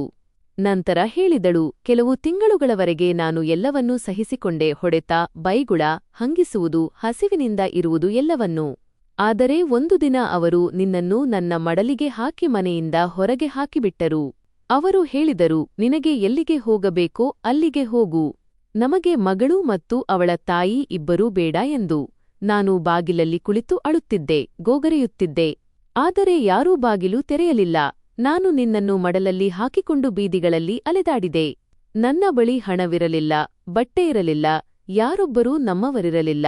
ನಾನು ಜನರ ಬಳಿ ಸಹಾಯ ಕೇಳಿದರೆ ಕೆಲವರು ಛೀಮಾರಿ ಹಾಕಿದರು, ಕೆಲವರು ಗುರಾಯಿಸಿದರು, ಇನ್ನು ಕೆಲವರು ಕೆಟ್ಟ ದೃಷ್ಟಿಯಿಂದ ನೋಡಿದರು.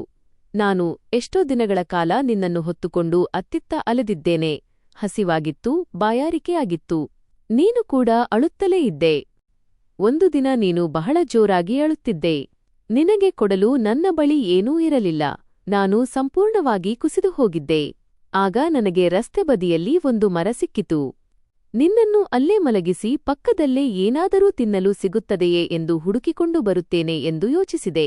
ನಿನ್ನನ್ನು ದುಪಟ್ಟಾದಲ್ಲಿ ಸುತ್ತಿ ಮರದ ಕೆಳಗೆ ಮಲಗಿಸಿ ಓಡುತ್ತಾ ಆಹಾರದ ಹುಡುಕಾಟಕ್ಕೆ ಹೋದೆ. ನಾನು ಯಾರ ಬಳಿಯೋ ರೊಟ್ಟಿ ಕೇಳಿದೆ, ಯಾರೂ ಕೊಡಲಿಲ್ಲ. ಬಹಳ ಹೊತ್ತಿನ ನಂತರ ಒಬ್ಬ ಅಂಗಡಿಯವನು ಉಳಿದಿದ್ದ ಆಹಾರವನ್ನು ಕೊಟ್ಟನು. ನಾನು ಅದನ್ನು ಹಿಡಿದು ಓಡುತ್ತಾ ವಾಪಸ್ ಬಂದೆ. ಆದರೆ ಅಲ್ಲಿಗೆ ತಲುಪಿದಾಗ ನೀನು ಅಲ್ಲಿರಲಿಲ್ಲ. ಅವಳು 2 ಕೈಗಳನ್ನು ತಲೆಯ ಮೇಲೆ ಇಟ್ಟುಕೊಂಡು ಅಳತೊಡಗಿದಳು. ನಾನು ಹುಚ್ಚಿಯಂತೆ ಕಿರುಚಿದೆ. ಜನರಲ್ಲಿ ಕೇಳಿದೆ, ನನ್ನ ಮಗು ಎಲ್ಲಿ ಹೋಯಿತು? ಯಾರು ಎತ್ತಿಕೊಂಡರು ಎಂದು. ಯಾರೂ ಏನೂ ಹೇಳಲಿಲ್ಲ.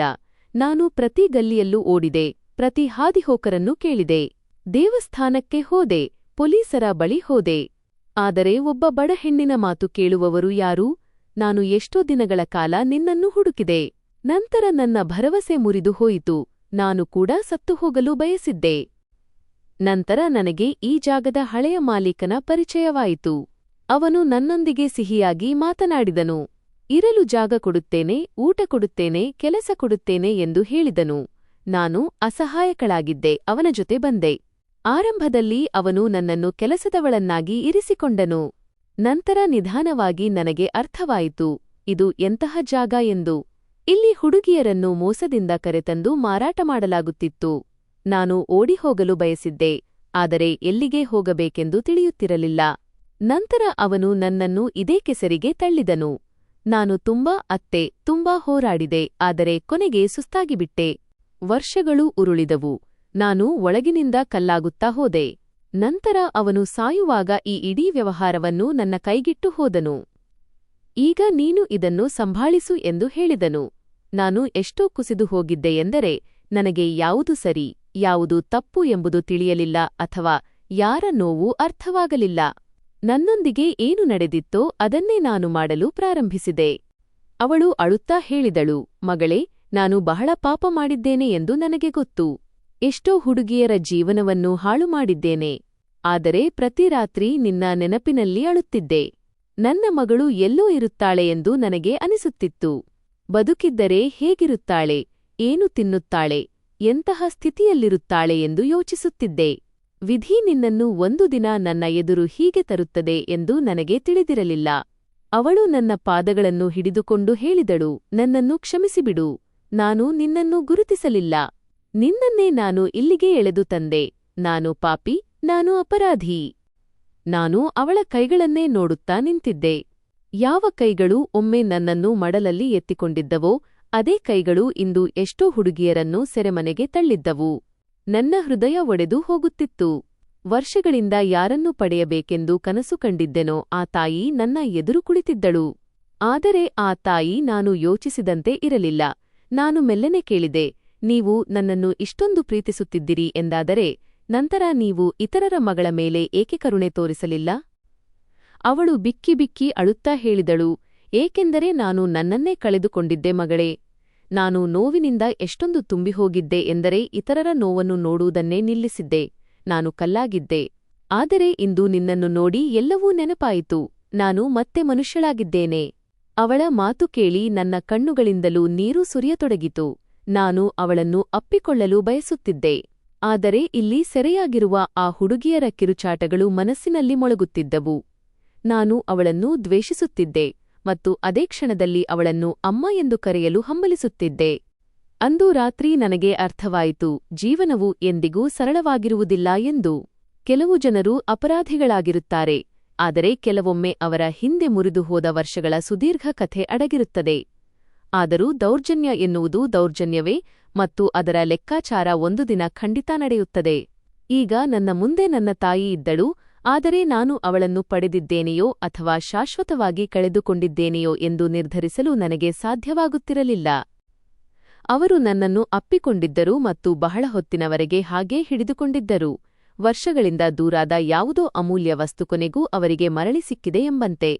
ನಾನು ಅಳುತ್ತಿದ್ದೆ, ಅವರೂ ಅಳುತ್ತಿದ್ದರು. ಅಂದು ರಾತ್ರಿ ಆ ದೊಡ್ಡ ಹಾಲ್ನಲ್ಲಿ ಮೊದಲ ಬಾರಿಗೆ ಕಿರುಚಾಟದ ಬದಲಿಗೆ ಬಿಕ್ಕಳಿಕೆಗಳಿದ್ದವು ಮತ್ತು ಮೊದಲ ಬಾರಿಗೆ ಆ ಹೆಂಗಸಿನ ಮುಖದಲ್ಲಿ ಯಜಮಾನಿಯ ಅಹಂಕಾರವಿರಲಿಲ್ಲ, ತಾಯಿಯ ನೋವು ಕಾಣಿಸುತ್ತಿತ್ತು. ಸ್ವಲ್ಪ ಹೊತ್ತಿನ ನಂತರ ಅವರು ನನ್ನನ್ನು ತಮ್ಮ ಪಕ್ಕದಲ್ಲಿ ಕುಳ್ಳಿರಿಸಿಕೊಂಡರು. ನನ್ನ ತಲೆಯ ಮೇಲೆ ಕೈ ಸವರುತ್ತಾ ಬಹಳ ಮೃದುವಾದ ಧ್ವನಿಯಲ್ಲಿ ಕೇಳಿದರು, ಮಗಳೇ, ನೀನು ಇಲ್ಲಿಯವರೆಗೆ ಹೇಗೆ ಬಂದೆ? ನಿನ್ನೊಂದಿಗೆ ಏನೇನು ನಡೆಯಿತು? ನನಗೆ ಎಲ್ಲವನ್ನೂ ತಿಳಿಸು. ನಾನು ಅವರನ್ನು ನೋಡುತ್ತಾ ಕುಳಿತಿದ್ದೆ. ನಂತರ ಅಳುತ್ತಾ ನಾನು ನನ್ನ ಇಡೀ ಕಥೆಯನ್ನು ಅವರಿಗೆ ಹೇಳಿದೆ. ರಾಜ್ ಕೆಲಸಕ್ಕಾಗಿ ಹೇಗೆ ಹೊರಗೆ ಹೋಗಿದ್ದರು? ಬಾಡಿಗೆ ಹಣವಿಲ್ಲದಿದ್ದಾಗ ಮನೆ ಮಾಲೀಕ ನಮ್ಮನ್ನು ಹೇಗೆ ಪೀಡಿಸಲು ಪ್ರಾರಂಭಿಸಿದನು? ಅವನು ಹೇಗೆ ನನ್ನ ಮೇಲೆ ಕೆಟ್ಟ ದೃಷ್ಟಿ ಬೀರಿದನು? ನನ್ನ ಅತ್ತೆ ನನ್ನ ಮುಂದೆ ಹೇಗೆ ಗೋಡೆಯಂತೆ ನಿಂತರು ಮತ್ತು ಆ ರಾತ್ರಿ ಅವನು ಕೆಲವು ಜನರನ್ನು ಕರೆದುಕೊಂಡು ಮನೆಗೆ ಹೇಗೆ ಬಂದನು? ನನ್ನ ಅತ್ತೆ ನನ್ನನ್ನು ಉಳಿಸಲು ಕಿಟಕಿಯಿಂದ ಹೇಗೆ ಓಡಿಸಿದರು ಮತ್ತು ನಾನು ಕತ್ತಲೆ ದಾರಿಯಲ್ಲಿ ಹೇಗೆ ಓಡುತ್ತಿದ್ದೆ? ಹಾಗೂ ಅವರು ಕಳುಹಿಸಿದಂತೆ ನಟಿಸಿದ ಆ ಮುದಿ ಹೆಂಗಸು ನನ್ನನ್ನು ಹೇಗೆ ನಂಬಿಸಿ ಇಲ್ಲಿಗೆ ಕರೆತಂದಳು ಎಂಬ ಎಲ್ಲವನ್ನೂ ನಾನು ವಿವರಿಸಿದೆ. ನನ್ನ ಮಾತುಗಳನ್ನು ಕೇಳುತ್ತಾ ಅಮ್ಮನ ಕಣ್ಣುಗಳಿಂದ ಸತತವಾಗಿ ಕಣ್ಣೀರು ಸುರಿಯುತ್ತಿತ್ತು. ಅವರು ಪದೇ ಪದೇ ತಮ್ಮ ತಲೆ ಹಿಡಿದುಕೊಳ್ಳುತ್ತಾ, ನಾನು ಎಂತಹ ಕುರುಡಿಯಾಗಿದ್ದೆ, ನನಗೆ ಏನೂ ತಿಳಿಯಲೇ ಇಲ್ಲ, ನನ್ನ ಜನರು ಏನು ಮಾಡುತ್ತಿದ್ದಾರೆ ಎಂಬುದು ಅರಿವಿಗೆ ಬರಲಿಲ್ಲ ಎಂದು ಹೇಳುತ್ತಿದ್ದರು. ಅವರು ತಕ್ಷಣವೇ ಅಲ್ಲಿ ನಿಂತಿದ್ದ ಆ ಮುದಿ ಹೆಂಗಸು ಮತ್ತು ಉಳಿದ ಜನರನ್ನು ಕರೆಸಿದರು ಹಾಗೂ ಎಲ್ಲರ ಮುಂದೆ ಗದರಿಸಿ ಹೇಳಿದರು, ಇಂದಿನ ನಂತರ ಯಾವುದೇ ಹುಡುಗಿಯನ್ನು ಮೋಸದಿಂದ ಇಲ್ಲಿಗೆ ಕರೆತರುವ ಪ್ರಯತ್ನ ಮಾಡಿದರೆ ಯಾರನ್ನೂ ಸುಮ್ಮನೆ ಬಿಡುವುದಿಲ್ಲ. ಎಲ್ಲರೂ ತಲೆ ತಗ್ಗಿಸಿ ನಿಂತಿದ್ದರು. ನಂತರ ಅವರು ನನಗೆ ಹೇಳಿದರು, ಮಗಳೇ, ಇನ್ನು ಹೆದರುವ ಅವಶ್ಯಕತೆಯಿಲ್ಲ. ನೀನು ನಿನ್ನ ಮನೆಯವರ ಜೊತೆ ಮಾತನಾಡು, ನಾನು ಎಲ್ಲವನ್ನೂ ಸರಿಪಡಿಸುತ್ತೇನೆ. ಎಷ್ಟೋ ವರ್ಷಗಳ ನಂತರ ಮೊದಲ ಬಾರಿಗೆ ನನಗೆ ಅನಿಸಿತು, ಬಹುಶಃ ಈಗ ಜೀವನ ಮತ್ತೆ ಬದಲಾಗಬಹುದು ಎಂದು. ಅವರು ತಕ್ಷಣ ಫೋನ್ ತರಿಸಿದರು ಮತ್ತು ನನ್ನ ಬಳಿ ರಾಜ್ನ ನಂಬರ್ ಕೇಳಿದರು. ನನ್ನ ಕೈಗಳು ನಡುಗುತ್ತಿದ್ದವು. ನಾನು ನಂಬರ್ ಹೇಳಿದೆ, ಕಾಲ್ ಮಾಡಲಾಯಿತು. ಸ್ವಲ್ಪ ಹೊತ್ತಿನ ನಂತರ ಅತ್ತ ಕಡೆಯಿಂದ ರಾಜ್ನ ಧ್ವನಿ ಕೇಳಿಸಿತು, ಹಲೋ. ಅವನ ಧ್ವನಿ ಕೇಳಿದ ತಕ್ಷಣ ನಾನು ಬಿಕ್ಕಿ ಬಿಕ್ಕಿ ಅಳತೊಡಗಿದೆ. ಅವನು ಗಾಬರಿಯಾಗಿ ಹೇಳಿದನು, ಸುರಭಿ, ಏನಾಯಿತು? ನೀನು ಎಲ್ಲಿದ್ದೀಯಾ? ನೀನು ಆರಾಮವಾಗಿದ್ದೀಯಾ ತಾನೇ? ನಾನು ಅಳುತ್ತಾ ಕೇವಲ ಇಷ್ಟೇ ಹೇಳಿದೆ, ರಾಜ್, ನಾನು ಬದುಕಿದ್ದೇನೆ. ನಂತರ ನಿಧಾನವಾಗಿ ನಾನು ಅವನಿಗೆ ಎಲ್ಲವನ್ನೂ ವಿವರಿಸಿದೆ. ನಾನು ಹೇಗೆ ಸಂಕಷ್ಟದಲ್ಲಿ ಸಿಲುಕಿಕೊಂಡೆ, ಇಲ್ಲಿಗೆ ಹೇಗೆ ತರಲ್ಪಟ್ಟೆ ಮತ್ತು ನನ್ನ ತಾಯಿ ನನಗೆ ಹೇಗೆ ಸಿಕ್ಕಳು ಎಂದು. ಅತ್ತ ಕಡೆಯಿಂದ ಬಹಳ ಹೊತ್ತಿನವರೆಗೆ ಕೇವಲ ಅವನ ಅಳುವ ಧ್ವನಿ ಮಾತ್ರ ಕೇಳಿಸುತ್ತಿತ್ತು. ಅವನು ಹೇಳಿದನು, ನಾನು ಈಗಲೇ ಬರುತ್ತೇನೆ. ನೀನು ಅಲ್ಲೇ ಇರು. ಈಗ ಏನೂ ಆಗುವುದಿಲ್ಲ, ನಾನು ಇದ್ದೇನಲ್ಲ. ಅವನ ಧ್ವನಿ ಕೇಳಿ ನನ್ನ ಹೃದಯ ತುಂಬಿ ಬಂದಿತು. ಅಮ್ಮ ಕೂಡ ಫೋನ್ ಪಡೆದು ಅವನೊಂದಿಗೆ ಮಾತನಾಡಿದರು ಮತ್ತು ಹೇಳಿದರು, ಮಗನೇ, ತಪ್ಪು ನನ್ನದೂ ಇದೆ. ಆದರೆ ಇನ್ನು ಮುಂದೆ ನಾನು ನನ್ನ ಮಗಳಿಗೆ ಎಂದಿಗೂ ದುಃಖ ನೀಡಲಾರೆ. ನೀನು ಬಾ, ನಾವೆಲ್ಲರೂ ಸೇರಿ ಎಲ್ಲವನ್ನೂ ಸರಿಪಡಿಸೋಣ. ಮರುದಿನವೇ ರಾಜ್ ಬಂದನು. ಅವನು ನನ್ನನ್ನು ನೋಡಿದ ತಕ್ಷಣ ಓಡುತ್ತಾ ನನ್ನ ಬಳಿ ಬಂದು ನನ್ನನ್ನು ಎದೆಗೆ ಹಚ್ಚಿಕೊಂಡನು. ನಾವಿಬ್ಬರೂ ಬಹಳ ಹೊತ್ತು ಅಳುತ್ತಲೇ ಇದ್ದೆವು. ಅವನು ಹೇಳಿದನು, ನನ್ನನ್ನು ಕ್ಷಮಿಸಿಬಿಡು. ನಾನು ನಿನ್ನ ಹತ್ತಿರ ಇರಲಿಲ್ಲ, ನಿನ್ನನ್ನು ಕಾಪಾಡಲು ನನಗೆ ಸಾಧ್ಯವಾಗಲಿಲ್ಲ. ನಾನು ಅವನ ತುಟಿಗಳ ಮೇಲೆ ಕೈ ಇಟ್ಟು ಹೇಳಿದೆ, ಈಗ ಏನೂ ಹೇಳಬೇಡ. ನೀನು ಬಂದೆಯಲ್ಲ, ಅಷ್ಟೇ ಸಾಕು. ನಂತರ ನಾನು ಅವನಿಗೆ ಹೇಳಿದೆ, ನಮಗೆ ಮನೆಗೆ ಹೋಗಬೇಕು, ಅತ್ತೆಯನ್ನು ನೋಡಬೇಕು.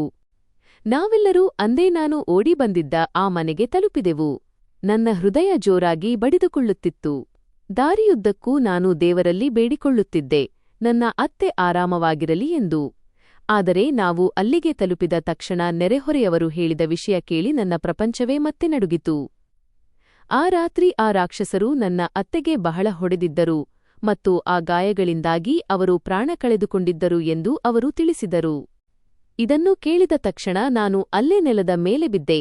ನನ್ನ ಕಿರುಚಾಟ ಹೊರಬಂತು. ನಾನು ತಲೆ ಹಿಡಿದುಕೊಂಡು ಅಳತೊಡಗಿದೆ. ಅತ್ತೆ, ನೀವು ನನ್ನನ್ನು ಉಳಿಸಿ ಸ್ವತಃ ಹೊರಟು ಹೋದಿರಲ್ಲ ಎಂದು ಪದೇ ಪದೇ ಹೇಳುತ್ತಿದ್ದೆ. ರಾಜ್ ಕೂಡ ಅಳುತ್ತಿದ್ದನು. ಅವನು ನನ್ನನ್ನು ಸಂಭಾಳಿಸಿದನು. ಅಮ್ಮ ಕೂಡ ಅಳತೊಡಗಿದರು. ಅವರು ಹೇಳಿದರು, ಮಗಳೇ, ನಿನ್ನ ಅತ್ತೆ ನಿಜವಾದ ತಾಯಿ. ಅವರು ನಿನಗಾಗಿ ಪ್ರಾಣ ಕೊಟ್ಟಿದ್ದಾರೆ. ಅಂದು ನಾನು ಆಕಾಶದ ಕಡೆಗೆ ನೋಡಿ ಹೇಳಿದೆ, ಅತ್ತೆ, ನಿಮ್ಮ ಸಾಲವನ್ನು ನಾನು ಎಂದಿಗೂ ತೀರಿಸಲು ಸಾಧ್ಯವಿಲ್ಲ. ನಂತರ ನಾವು ಆ ಎಲ್ಲಾ ಜನರ ವಿರುದ್ಧ ದೂರು ದಾಖಲಿಸಿದೆವು. ಮನೆ ಮಾಲೀಕ ಮತ್ತು ಅವನ ಸಂಗಡಿಗರನ್ನು ಬಂಧಿಸಲಾಯಿತು. ನೆರೆಹೊರೆಯವರು ಕೂಡ ಸಾಕ್ಷಿ ನುಡಿದರು ಮತ್ತು ಅವರಿಗೆ ಶಿಕ್ಷೆಯಾಯಿತು. ನ್ಯಾಯಾಲಯ ತೀರ್ಪು ನೀಡಿದಾಗ ನನ್ನ ಅತ್ತೆಯ ಆತ್ಮಕ್ಕೆ ಸ್ವಲ್ಪ ಶಾಂತಿ ಸಿಕ್ಕಿರಬಹುದು ಎಂದು ನನಗೆ ಅನಿಸಿತು. ಅದರ ನಂತರ ನನ್ನ ಜೀವನ ಹೊಸ ತಿರುವು ಪಡೆಯಿತು. ಅಮ್ಮ ಆ ಕೆಟ್ಟ ವ್ಯವಹಾರವನ್ನು ಅಂದೇ ನಿಲ್ಲಿಸಿದರು. ಅವರು ಹೇಳಿದರು, ಇನ್ನು ಈ ಮನೆಯಲ್ಲಿ ಯಾವುದೇ ಹೆಣ್ಣಿನ ಕಿರುಚಾಟ ಕೇಳಿಸುವುದಿಲ್ಲ. ಈಗ ಇಲ್ಲಿ ಆಸರೆ ಸಿಗುತ್ತದೆ. ನಾವು ಆ ಜಾಗವನ್ನು ಬದಲಿಸಿ ಒಂದು ಆಶ್ರಮವನ್ನಾಗಿ ಮಾಡಿದೆವು. ಅಲ್ಲಿ ಅಸಹಾಯಕ ಮಹಿಳೆಯರು ವಾಸಿಸುವಂತಾಯಿತು. ಅಲ್ಲಿ ಯಾರೂ ಭಯಪಟ್ಟು ಮಲಗುವಂತಿಲ್ಲ, ಯಾರನ್ನೂ ಮಾರಾಟ ಮಾಡುವಂತಿಲ್ಲ. ಅಲ್ಲಿ ಮುರಿದುಹೋದ ಜನರಿಗೆ ಹೊಸ ಜೀವನ ಸಿಗುವಂತಾಯಿತು. ಅಮ್ಮ ನಿಜವಾಗಿಯೂ ಬದಲಾಗಿದ್ದರು. ಅವರು ಪ್ರತಿ ಹುಡುಗಿಯ ಜೊತೆ ಪ್ರೀತಿಯಿಂದ ಮಾತನಾಡುತ್ತಿದ್ದರು, ಅವರಿಗೆ ಸಹಾಯ ಮಾಡುತ್ತಿದ್ದರು, ಅವರಿಗಾಗಿ ಊಟ ಮಾಡಿಸುತ್ತಿದ್ದರು, ಅವರಿಗೆ ಚಿಕಿತ್ಸೆ ಕೊಡಿಸುತ್ತಿದ್ದರು ಮತ್ತು ಪ್ರತಿ ರಾತ್ರಿ ಅಳುತ್ತಾ ತಮ್ಮ ಹಳೆಯ ತಪ್ಪುಗಳಿಗಾಗಿ ಕ್ಷಮೆ ಕೇಳುತ್ತಿದ್ದರು. ರಾಜ್ ಕೂಡ ಪ್ರತಿ ಹೆಜ್ಜೆಯಲ್ಲೂ ನನಗೆ ಸಾಥ್ ನೀಡಿದನು. ಅವನು ಹೇಳಿದನು, ಕಳೆದುಹೋದದ್ದು ಕಳೆದುಹೋಯಿತು. ಈಗ ನಾವು ಒಳ್ಳೆಯದನ್ನು ಮಾಡೋಣ. ಈಗ ನಾನು, ಅಮ್ಮ ಮತ್ತು ರಾಜ್ ನಾವೆಲ್ಲರೂ ಒಟ್ಟಿಗೆ ವಾಸಿಸುತ್ತಿದ್ದೇವೆ. ನಾವೆಲ್ಲರೂ ಸೇರಿ ಆಶ್ರಮವನ್ನು ಚೆನ್ನಾಗಿ ನಡೆಸುತ್ತಿದ್ದೇವೆ. ಅಲ್ಲಿ ವಾಸಿಸುವ ಪ್ರತಿ ಹುಡುಗಿಯೂ ನನಗೆ ನನ್ನ ತಂಗಿಯಂತೆ ಕಾಣಿಸುತ್ತಾಳೆ ಮತ್ತು ಅಮ್ಮ ಅವರನ್ನು ಮಗಳೇ ಎಂದು ಕರೆಯುತ್ತಾರೆ. ಕೆಲವೊಮ್ಮೆ ನಾನು ರಾತ್ರಿ ಛಾವಣಿಯ ಮೇಲೆ ನಿಂತು ಆಕಾಶವನ್ನು ನೋಡುತ್ತೇನೆ ಮತ್ತು ನನ್ನ ಅತ್ತೆಯನ್ನು ನೆನಪಿಸಿಕೊಳ್ಳುತ್ತೇನೆ. ಒಂದು ವೇಳೆ ಅವರು ಆ ರಾತ್ರಿ ನನ್ನನ್ನು ಓಡಿಸದಿದ್ದರೆ ಬಹುಶಃ ನಾನು ಇಂದು ಜೀವಂತವಾಗಿರುತ್ತಿರಲಿಲ್ಲ. ನಾನು ಇಂದಿಗೂ ಅವರನ್ನು ನನ್ನ ಮೊದಲ ತಾಯಿ ಎಂದು ಭಾವಿಸುತ್ತೇನೆ. ಅವರು ನನಗೆ ಜನ್ಮ ನೀಡದಿದ್ದರೂ ತಮ್ಮ ಪ್ರಾಣ ನೀಡಿ ನನ್ನನ್ನು ಉಳಿಸಿದರು ಮತ್ತು ನನ್ನ ನಿಜವಾದ ತಾಯಿ, ನನ್ನನ್ನು ಕಳೆದುಕೊಂಡಿದ್ದವರು ನನ್ನನ್ನು ಮತ್ತೆ ಪಡೆದರು. ಜೀವನ ನನ್ನನ್ನು ತುಂಬಾ ಅಳಿಸಿತು, ಆದರೆ ಕೊನೆಗೆ ಬದುಕುವುದನ್ನು ಕಲಿಸಿಕೊಟ್ಟಿತು. ಈಗ ನನ್ನ ಬಳಿ ನನ್ನ ಗಂಡನಿದ್ದಾನೆ, ನನ್ನ ತಾಯಿ ಇದ್ದಾಳೆ ಮತ್ತು ಅಂತಹ ಒಂದು ಉದ್ದೇಶವಿದೆ. ಅದಕ್ಕಾಗಿ ನಾನು ಪ್ರತಿ ಮುಂಜಾನೆ ಧನ್ಯವಾದ ಅರ್ಪಿಸುತ್ತೇನೆ. ಗೆಳೆಯರೇ, ನಮ್ಮ ಈ ಕಥೆ ನಿಮಗೂ ಇಷ್ಟವಾಗಿದೆ ಎಂದು ಭಾವಿಸುತ್ತೇನೆ. ಕಥೆ ಇಷ್ಟವಾಗಿದ್ದರೆ ವಿಡಿಯೋ ಲೈಕ್ ಮಾಡಿ, ಚಾನೆಲ್ಗೆ ಹೊಸಬರಾಗಿದ್ದರೆ ಚಾನೆಲ್ ಸಬ್ಸ್ಕ್ರೈಬ್ ಮಾಡಿ ಮತ್ತು ಹೌದು, ನೋಟಿಫಿಕೇಶನ್ ಬೆಲ್ ಅನ್ನು ಖಂಡಿತವಾಗಿ ಒತ್ತಿ. ಇದರಿಂದ ಮುಂದಿನ ಅಪ್ಡೇಟ್ ನಿಮಗೆ ಮೊದಲು ಸಿಗುತ್ತದೆ.